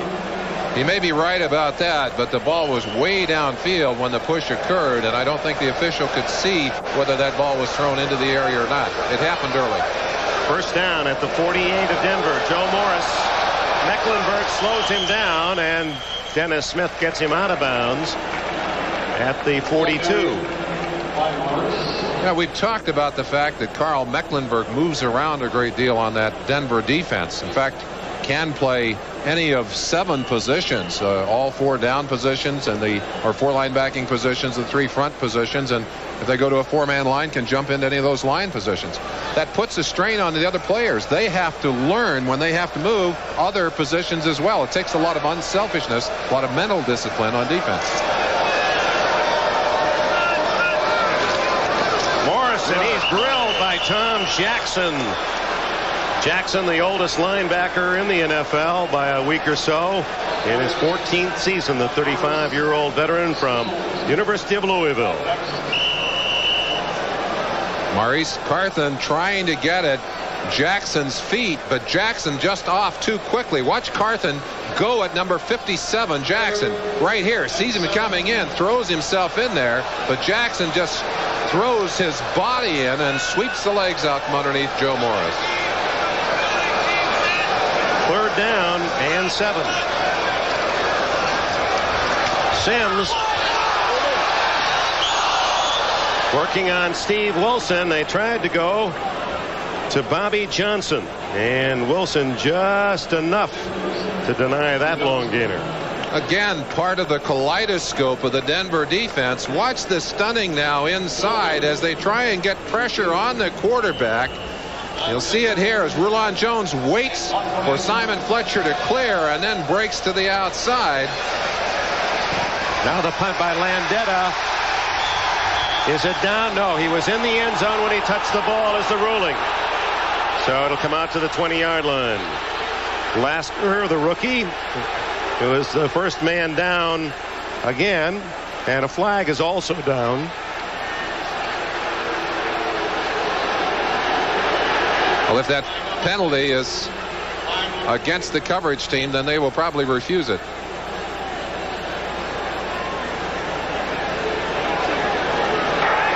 Illegal member of the kicking team is downfield. Number 22, penalty is declined. It's first down.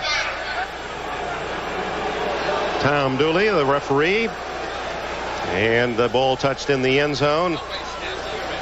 Gives it to, there's Lee Roussan, against whom the call went. And here's the end of the play. Now, he can jump into that end zone and kick the ball back, but I think what they said, he'd already stepped into the end zone. So it wasn't a question whether his feet had come down yet. Now they're saying someone moved. Was he in a 3-point stance? If he's gone to a 3-point stance, Studdard is not allowed to lift that hand. Giants claiming he was down on the 3-point stance. The official asking at this point. Of course, this is something that's not subject to the review of the replay officials, but the ball is already at the 15-yard line. Who moved it there? It's already been done. Disregard the flag. There is no foul.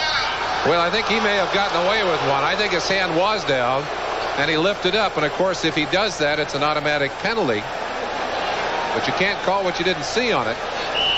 And, of course, if you're in a 3- or 2-point stance, you're in the 2-point stance, you are allowed to move, and it's legal. You see the final seconds remaining in the third quarter. 13-9, the Giants lead. First down from the 20. Check that winder into the arms of Big Jim Bird at the 22-yard line. And that probably the last play of the quarter.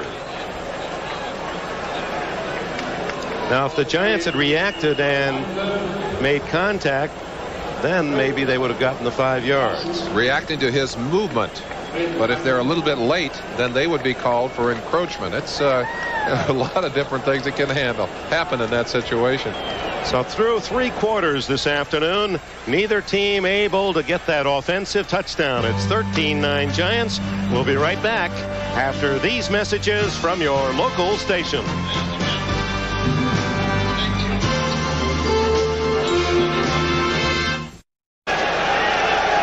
John Elway's passing keeps the Broncos ahead in that department by over 100 yards, total yards. But it's the pass interception by defensive lineman George Martin that's the difference. 13-9 as we open the 4th quarter. Elway going long to Mobley.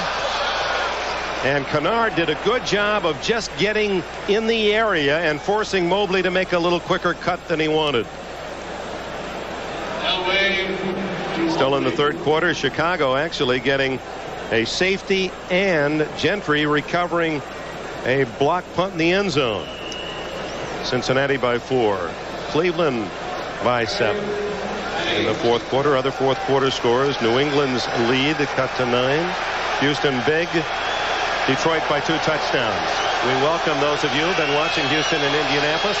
We understand there have been some technical difficulties. Dick Enberg and Merlin Olsen in Giants Stadium. This is the 3rd down play for John Elway and the Broncos. They trail the Giants, and Elway goes down at the 18. Greg Lasker, number 46. Lasker had come blitzing in from the outside. Elway could not find the open receiver. Tried to dog it up inside as he has done so many times today. You mentioned earlier he's still the leading rusher for this Bronco team today, but no yardage there. They'll have to kick it away. Was not in my viewfinder. Chris Norman. 2 fairly short kicks in his 2 attempts in the first half. Phil McConkey at the Giant 45. 10 men on the line of scrimmage. And a soft kick off to the right. McConkey, fair catch at the 43 of Denver. So the problems for Chris Norman continue. 14 minutes plus remaining. And it's the Giants 13-9. From Giant Stadium, today's game is brought to you by the heartbeat of America. Today's Chevrolet. By Budweiser, Beechwood aged for that clean, crisp taste. This Bud's for you. And by GMAC, the financial services people from General Motors. Short 24-yard punt by Chris Norman, and the Giants start from the Denver 43 with a 13-9 lead. Sims play action. Sidewinds it to Morris, and Hundley able to bring him down by an ankle at the 39, a gain of 4. Good, strong play by Ricky Hundley, as Sims had a long time. Boy, you don't want to see a quarterback stand there that long and let those receivers run. Secondary mostly in man-to-man for the Broncos. The reason for that is that they want to keep those safeties free to come up into the running game. So they're putting a lot of pressure on their cornerbacks and on their linebackers, usually covering man-to-man today. 2nd and 6. Johnson in motion. Sims again. Incomplete and almost intercepted as Carthen, as he went down, the ball plopping up almost to Tony Lilly's grasp, and he was headed the other way. I think that ball may have touched the ground, so it might not have been an interception. Let's look at the end of it. You watch that ball go down. Does it touch the ground?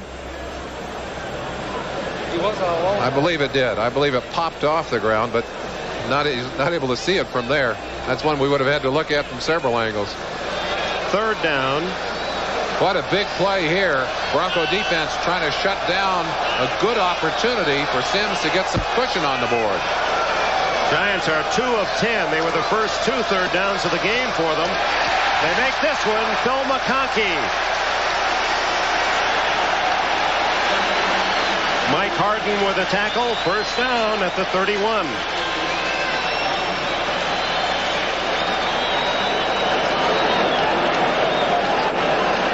I think we shouldn't have been surprised to see the low-scoring nature of this game, and we set the battle that way initially.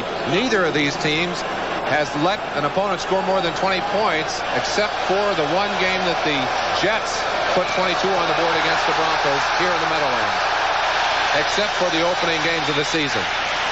Joe Morris rattles off an 8-yard gain, and he has now moved into the top 6 rushers all time in Giants history. Alex Webster, that big horse of a fullback for the Giants. Ron Johnson, who had 2 1,000-yard rushing seasons, but they were not successive. Morris is the only one to do that in Giant history. Frank Gifford, 3rd. Doug Kotar, 4th. Eddie Price, Joe Morris. Sure, Frank down in Miami appreciates the remembrance. Nice thing about records that allows us to stir up memories of those stars of the past. Maurice Carthen appears to have a first down at the Denver 20-yard line. Some of those names remind me of the only other season in which the Giants have gotten off to this good a start. 1962, they went 12-2, went on to lose the championship game. You were a rookie that year. I was a rookie. My first year. There are some of those names. Of course, Gifford was a part of that team. The great Y.A. Tittle. I played against Jack Stroud. We didn't lose to them that year. You didn't? I thought you lost to everybody. Well, we didn't play them in the regular season. We lost to them in the preseason, so we weren't part of that record. Leading 13-9. Sims looking for 6. Flag down, and what a remarkable play by Harden, the corner man from Michigan, turning just in time to deflect that pass. Now we'll check the yellow flag. Official talking to Bavaro, who was blocking one-on-one on Mecklenburg on that play. And let's see what happened. Look at number 89, Mark Bavaro, the second-year tight end. Well, I'd say that's a battle of a couple of horses. You talk about physical players. Quickness. Mecklenburg could be a tight end. Illegal use of hands. 89 offense. First down. Here's Bavaro, 89. Watching Mecklenburg trying to go inside on him, off very quickly. And Mecklenburg's game is a speed game. Watch Bavaro here go to the back of the legs and just drag him down. That's a little bit illegal. Well, you can't criticize a kid for trying, and he wasn't really hooking him. He just tackled him. 1st and 20 from the 30.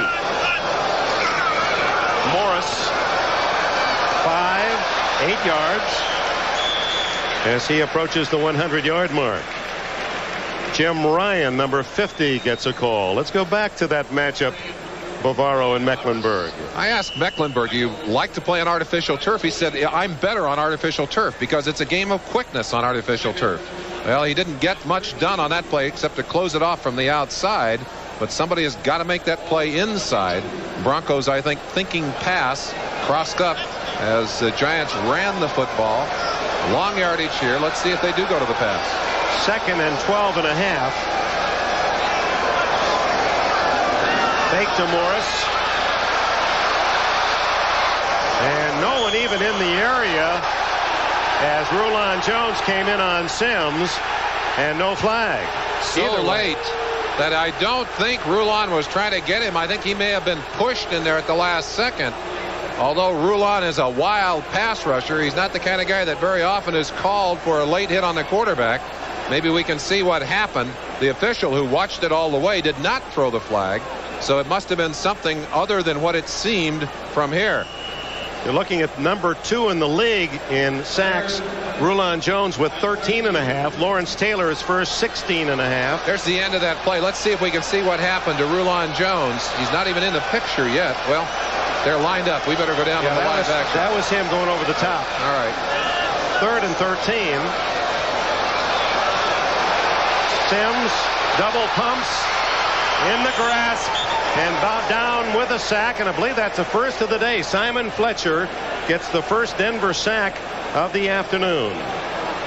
We talked about the offensive line of the Denver Broncos playing with some injuries. We certainly better give some credit to that big front line of the New York Giants for protecting Sims so well on the day. Although the running game has also helped in that department. Sims trying to pull it down there, pumps twice. Well, you don't usually get 3 opportunities in this league, and they said he was down at that point. 47-yard attempt by Raul Alegre, he's hit one from 45 his last time, and earlier from 31.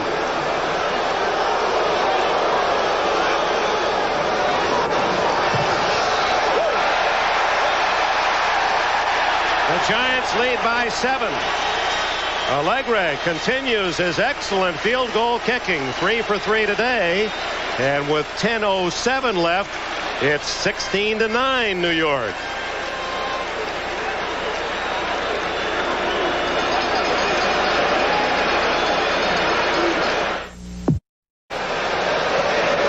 Ten minutes and 7 seconds remaining in the fourth quarter. Elway and Sims, the two quarterbacks, they were the marked men by these two defenses, who have held both in check, although Elway has better passing yardage. Gene Lang high stepping out to the 34-yard line. Good return by the former LSU runner. Terry Kennard made the tackle, number 43. Of course, that big turnover touchdown, which still marks the exact difference in this game, but that difference only one big play away for Elway, and you better believe that the Giants and their defense in particular are well aware of that. Bob Lilly and George Martin were at one time tied with 4 defensive touchdowns. Now Martin erasing the All-Pro Cowboy off the list. 6 defensive touchdowns plus another as a tight end.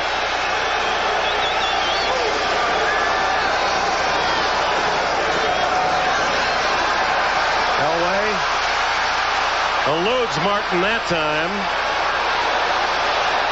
Carl Banks throws up a roadblock at the 40-yard line. 7-yard gain. Battle inside on the nose. Billy Bryant, the center, is going to work on Jim Burt. Now watch Burt working back to the inside. Bryant will lock up to him right here, and as Burt tries to get by, take it back, he comes over, taps him. As Burt tries to get by there, he'll push him to the ground and take him down. That's Freeman, Mike Freeman, 64 rather than Bryant, 54. Elway taking advantage of his great quickness as he gets outside. Elway's 48 yards rushing, the top total for a Denver player. Winder has only 18. 2nd and 3. Winder's turn. Good open field tackle by Perry Williams, the right cornerback from North Carolina State. He makes his home in Hamlet, North Carolina. That just conjures up an image, doesn't it? Down in Hamlet.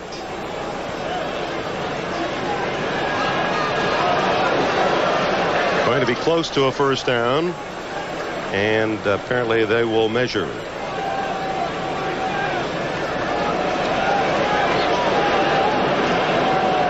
Denver, if it is a third down, is 6 of 13 today. Bill Parcells' Giants have had a lesser percentage, despite the fact they started out 2 for 2 plus a 4th down conversion on the opening drive of the game. Dick, I think I may have said that 64 was not Billy Bryant. Of course, 64 is Billy Bryant. I better get that in here. As you look at the shortage, we got 2 marked that way today. One earlier one.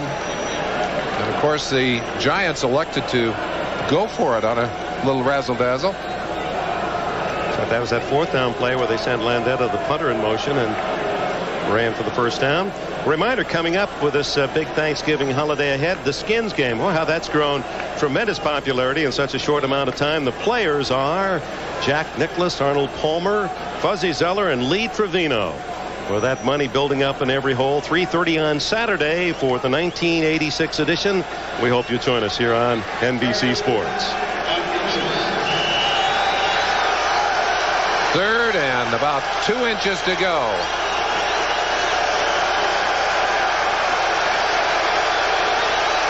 Giants really punch it in close, shoulder to shoulder. Elway just wedging ahead and has the first down easily.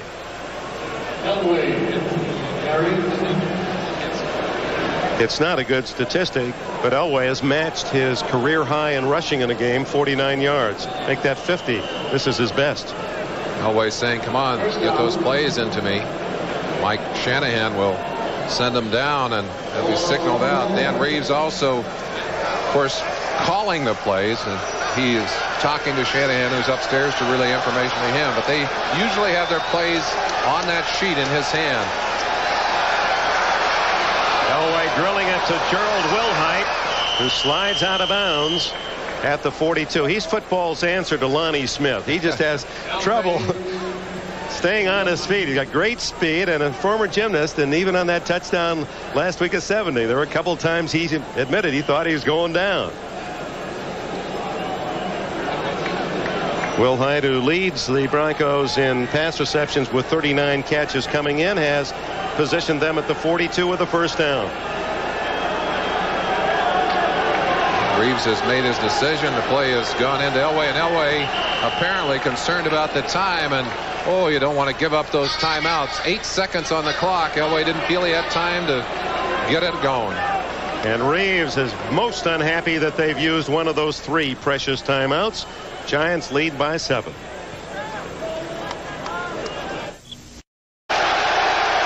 First down, Denver at the Giant 42 with 8.5 minutes remaining. Screen, and Wilhite dropped after about a yard gain, maybe 2, depending on the spot. Let's look at what's this will complete 3/4 of the season. 4 games to go. The Broncos combined record of opponents 28-16 at home against Cincinnati, at Kansas City, home against the Redskins. What a game that'll be. Then at Seattle. We'll have that one on the final Saturday of the season. The playoff picture looks this way. These are the best records. The Raiders, by winning on Thursday night, are a game and a half behind Denver. So if Denver should lose, they have only a game lead on the Raiders, and Dan Reeves talked about that yesterday, although they've beaten the Raiders both times, so it's more than a 1-game lead. Down the middle, open, and it's intercepted. Kennard, and Mobley makes the tackle at the 30-yard line. So Mobley was wide open, but Elway overshot the mark.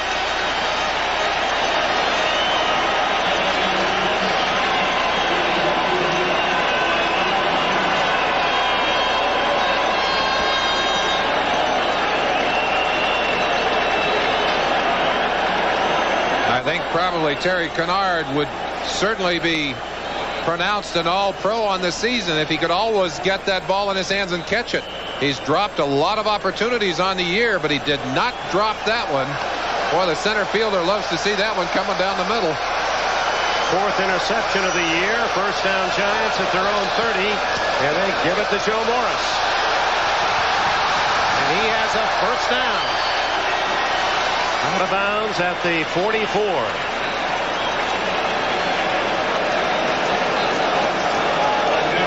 Elway, such a competitive quarterback. The minute that ball left his hands, I think he knew it was going to be at least touched by the defense, but didn't know whether it would be intercepted until you get the feeling there. And oh, he hates that.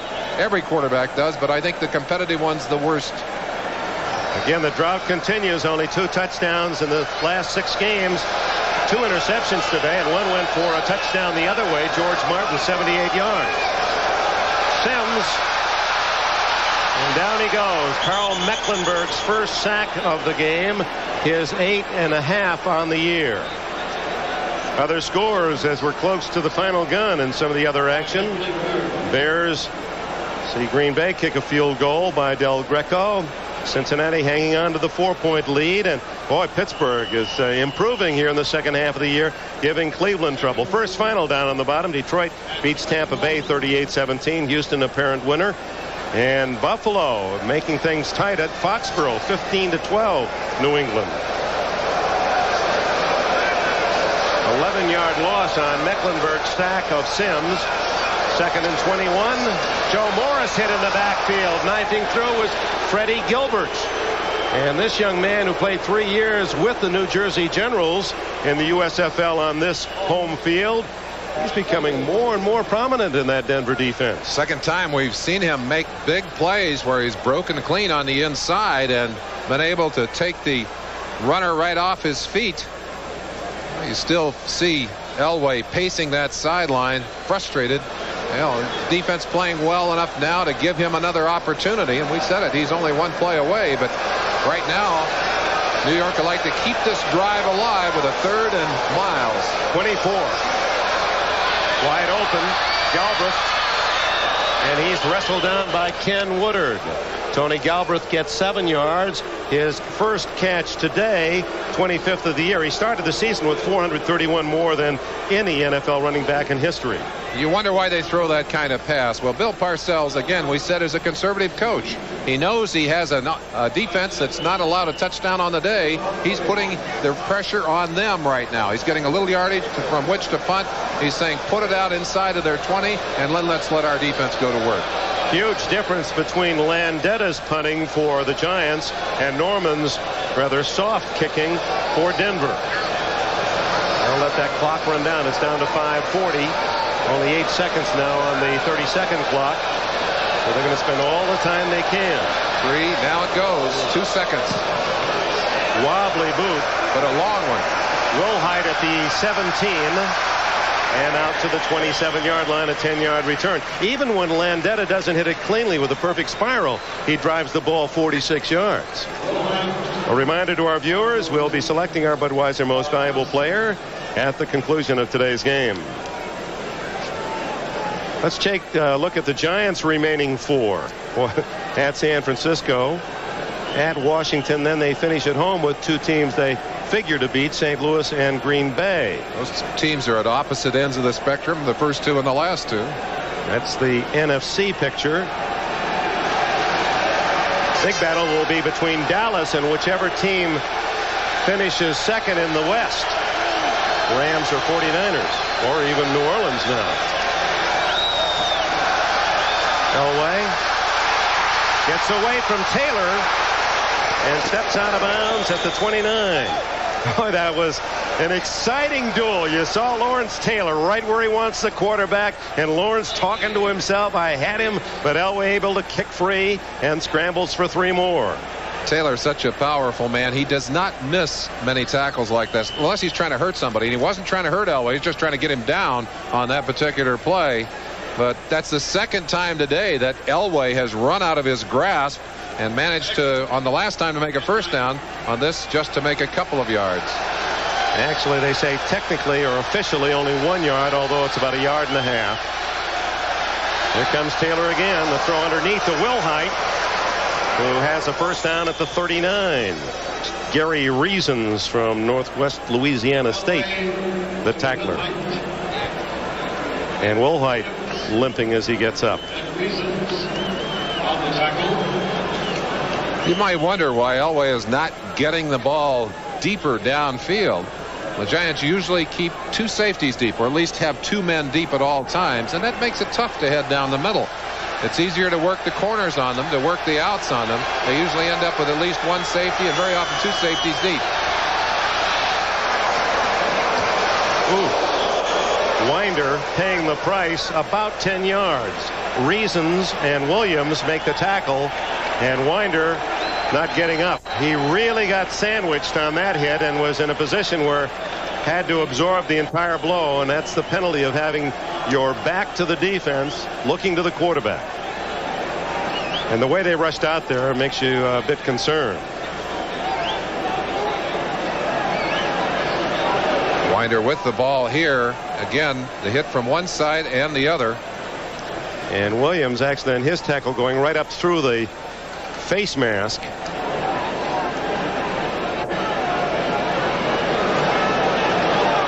It appeared that Winder may have been unconscious before he hit the ground. Hard to understand why he did not let go of that football, but he did not. They're motioning, I think, quickly for someone to come, and I would expect that they would have doctors from both sides of the field and perhaps a stabilizing board out there shortly. No, he's easing up. He's sitting up. That's a good sign. Checking a feeling in his hands, and what has become, unfortunately, an all too familiar sight of late. That's a good sign. He apparently is up and talking. You see the shot, and it was a tough one, but Winder is on his feet. Yeah. People often ask me, Dick, are you sorry you're not down there on the field? No, I'm glad I'm up here in the booth. Let's pause briefly for station identification. This is the NBC television network. This is WNBC TV, New York. Look at Winder. I want to ask you a question about the face mask and the helmet itself, Merlin, after this play. Second down and inches. Watson in motion at the Denver 49. Play action. Elway down the middle. Wide open is Watson. First down at the 25-yard line. Terry Kennard made the tackle, and the Broncos down by 7 are driving deep. Here's the man that Watson is ultimately going to beat. You'll see him go out of your picture, and Watson will come down and cut to the inside. He'll have room inside here as he gets down. They've driven the safeties off. Again, the safety's saying we don't want to be beaten deep. But what they did here is to leave enough room for Elway to get it over the linebackers.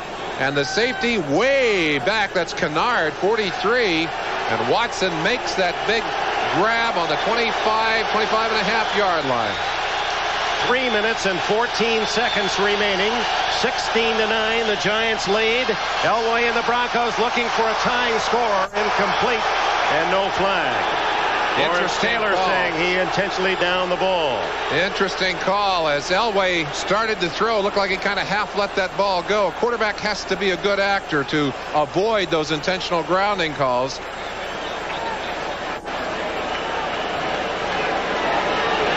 Here it is 16-9 as you check other action.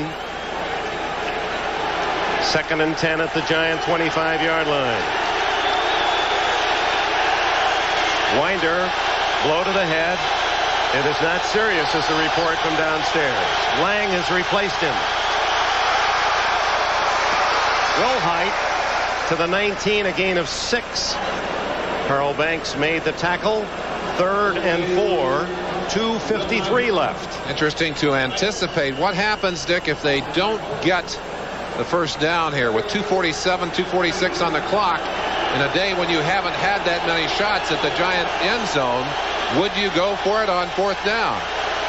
Giants are certainly familiar with this situation. 9 of their 11 games have been played touchdown or less.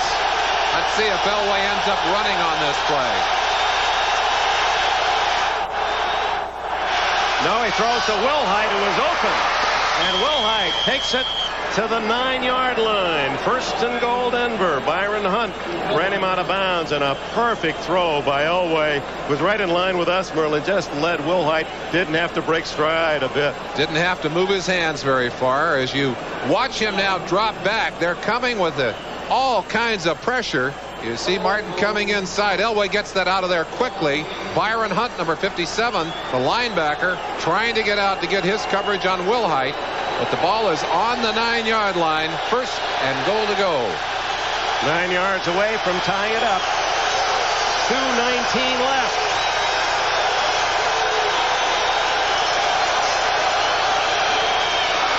There's Wilhite. Stumbling, falling, crawling. Let's see where they spot the ball. I think he'll get all of that because no one touched him. Very often on the artificial turf, if you run with your feet low to the turf, you catch that turf with your feet coming forward. And I think that's what Wilhite did. He ended up literally crawling, which is legal as long as he has not been touched. Well, you watch him again. They allow the gain to the 4, and that is the 2-minute timeout at Giant Stadium, where the drama builds. The Giants sitting on a 7-point lead. A key defensive player on the sidelines for the Giants, Jim Burt. Jerome Sally has number replaced him. 78 in there. It's 2nd and goal, 4-yard line. There's Sally, who is replacing Burt. Sally's from the University of Missouri. 2 minutes left. It looked to me like Burt may have strained his back earlier in the game. He was helped off the field once, came back in, but maybe having some back spasms or problems. It looked like he was in pain on the sideline. Look at Elway's numbers. 305 yards and yet no touchdowns. 2 interceptions. One of those, the difference in the game, 78 yards. Those are the hands of Bill Parcells as he watches the Broncos set up 4 yards away from a tie.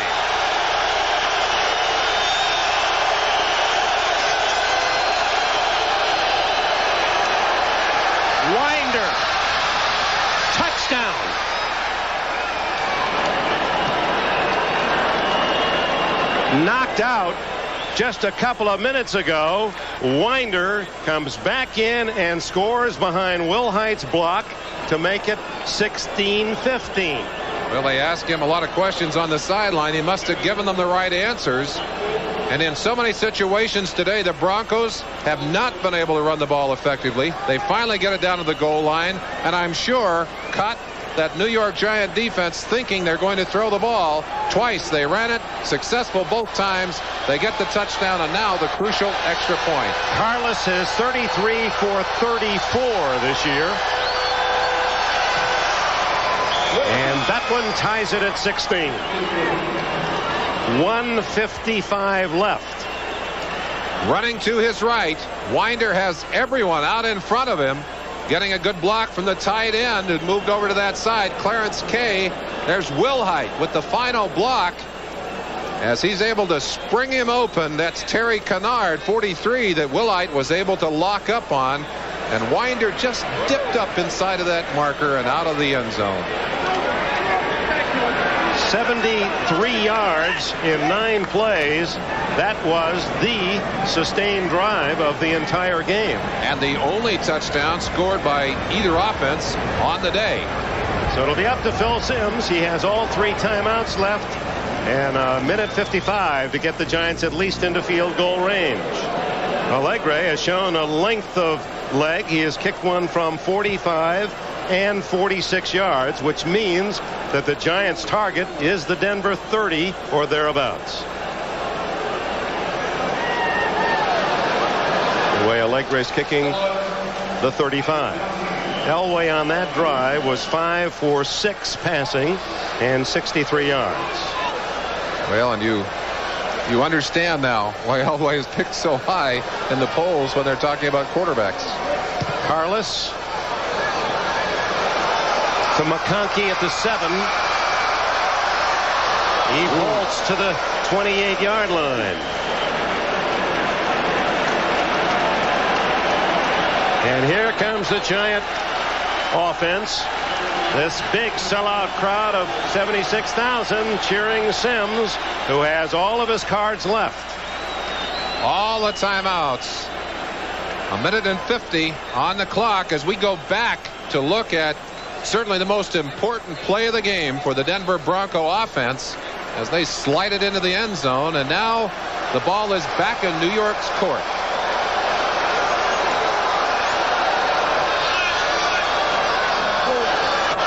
Mecklenburg forces the incomplete pass. In fact, that's a lineman out there closest to the ball, Billy Ard, 67. Someone had knocked Tony Galbraith down. That was a screen pass, and Galbraith had been knocked onto the ground. There was no one there to receive it. Well, it's got to look like it's a long ways into that end zone for Simms as he sits that ball down and looks at it on the 29-yard line. 71 yards of green.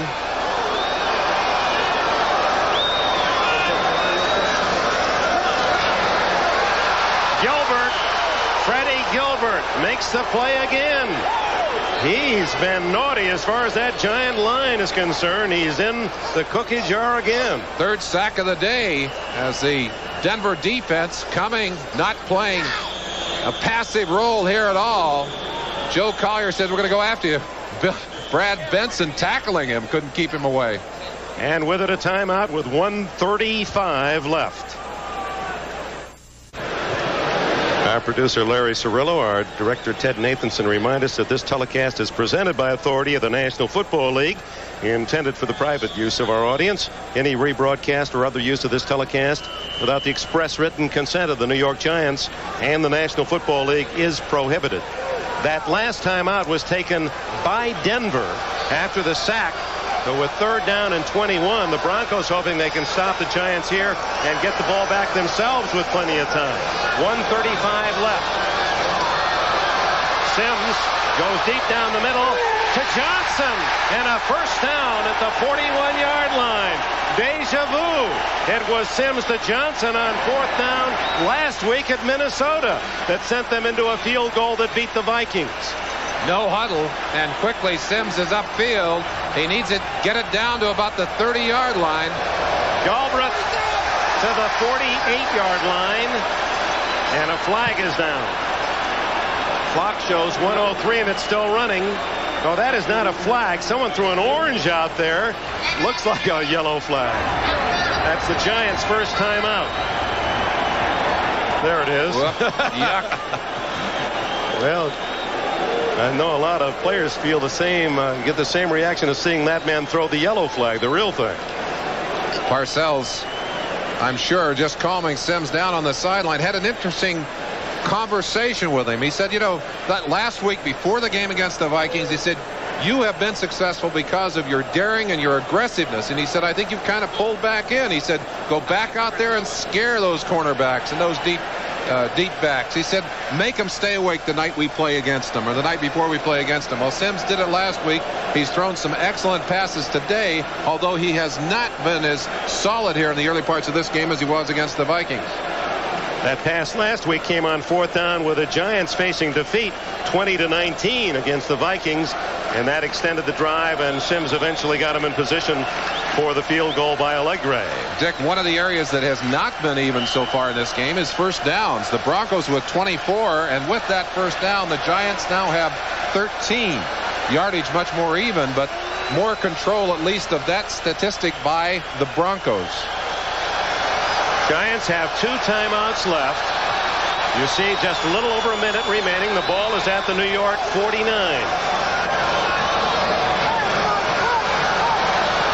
Screen to Galbraith, flag down. Galbraith hit at the 44 of Denver. Clock stops with 57 seconds. Holding Giants.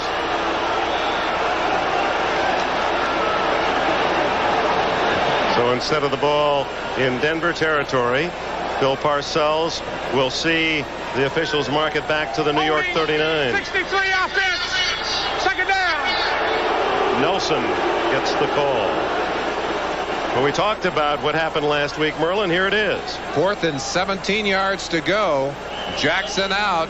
The rush is on, and Sims throws what has been called now the pass. Just as they used to talk about the fumble. They raved about it all week, and you can see why. A great pass to keep that drive alive. Second down and 12. Deep down the middle. McConkey to the 15.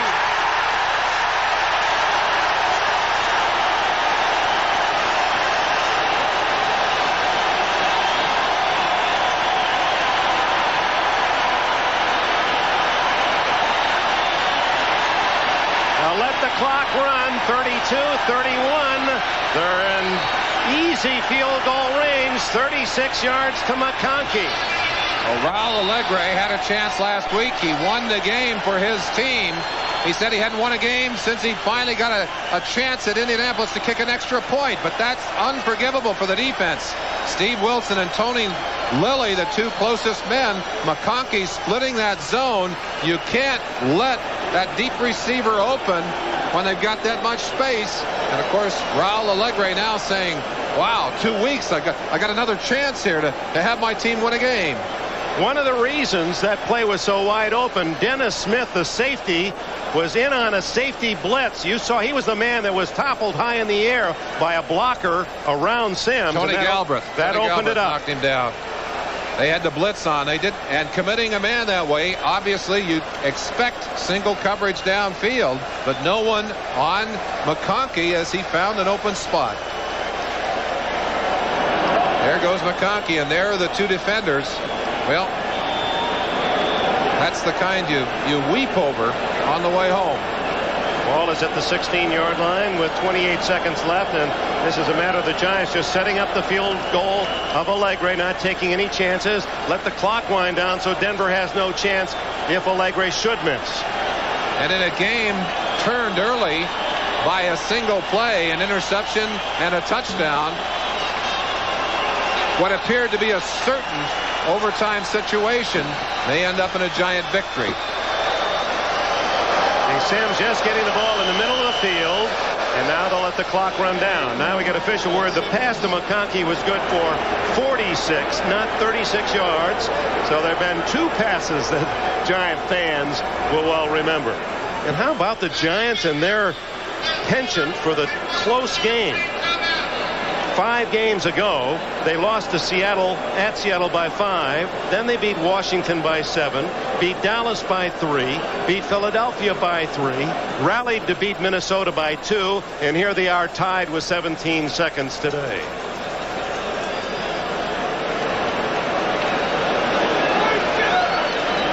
Joe Collier not talking about how to stop Allegre, more reflecting on why we didn't stop McConkey.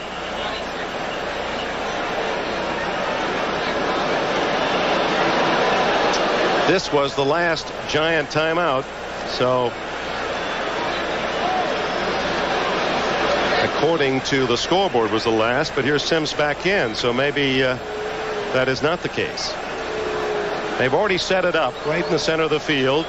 It's at the 15, so that will be about a 38-yard field goal.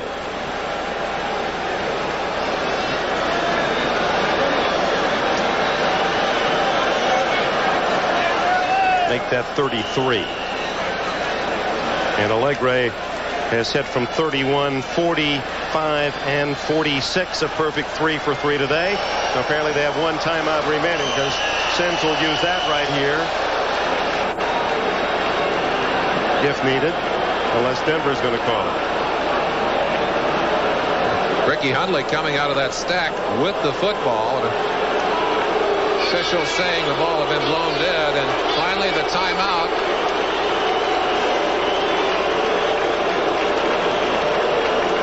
They spot the ball, a yard loss on the play, back to the 17-yard line. Figure 8 yards. Most of them line up 8 yards, not 7 anymore. That would make 17, 8, 25, 35. Might be just under 35 yards. And the pressure now all on the back of the former University of Texas kicker Raul Allegre. Now, if the Giants were to make a mistake, a bobbled snap, for example, they would not have a timeout here to stop the clock. So if this kick goes off as expected and is successful, they will feel that they did the right thing. But if they were able to bobble it, they would have another down, but no timeout to stop the clock. Well, he was the star last week at Minnesota, and they put him stage center with a key light here in the Big Apple again today.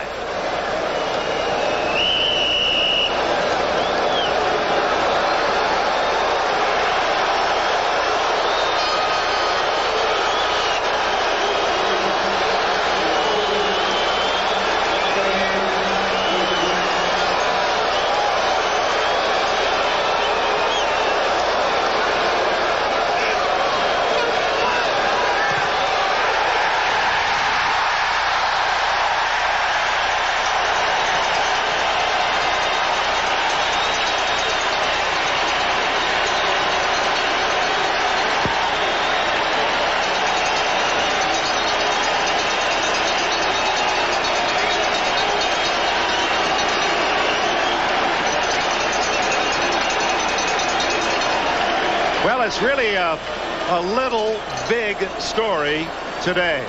Little Raul Allegre's 4 field goals and big George Martin's 78-yard rumble. That's been the offense, and the Giants lead 19-16 with 6 seconds left. And the harsh reality is you'll take them any way you can get them and mark them in the L column. Our thanks to Constanza's Corps, help in the booth. Messrs. Miller, Sirkowski, Zipkowski, McLaughlin, Myron Hester, and Blackmore. George Martin. Oh my, he is our most valuable player, sponsored by Budweiser. It was his 78-yard touchdown run with an interception, making a marvelous one-handed catch and then racing down the far sidelines. That is the difference in the game today. 4 field goals and Martin's touchdown. Congratulations from Budweiser. The contribution to the United Way on behalf of all of the MVPs around the National Football League made by Budweiser in honor of their performances. And every bit as hard-nosed a game as we expected, dominated by the 2 defenses, but the critical errors were the difference. And that's usually reserved for Parcells, that treatment. 4 seconds left.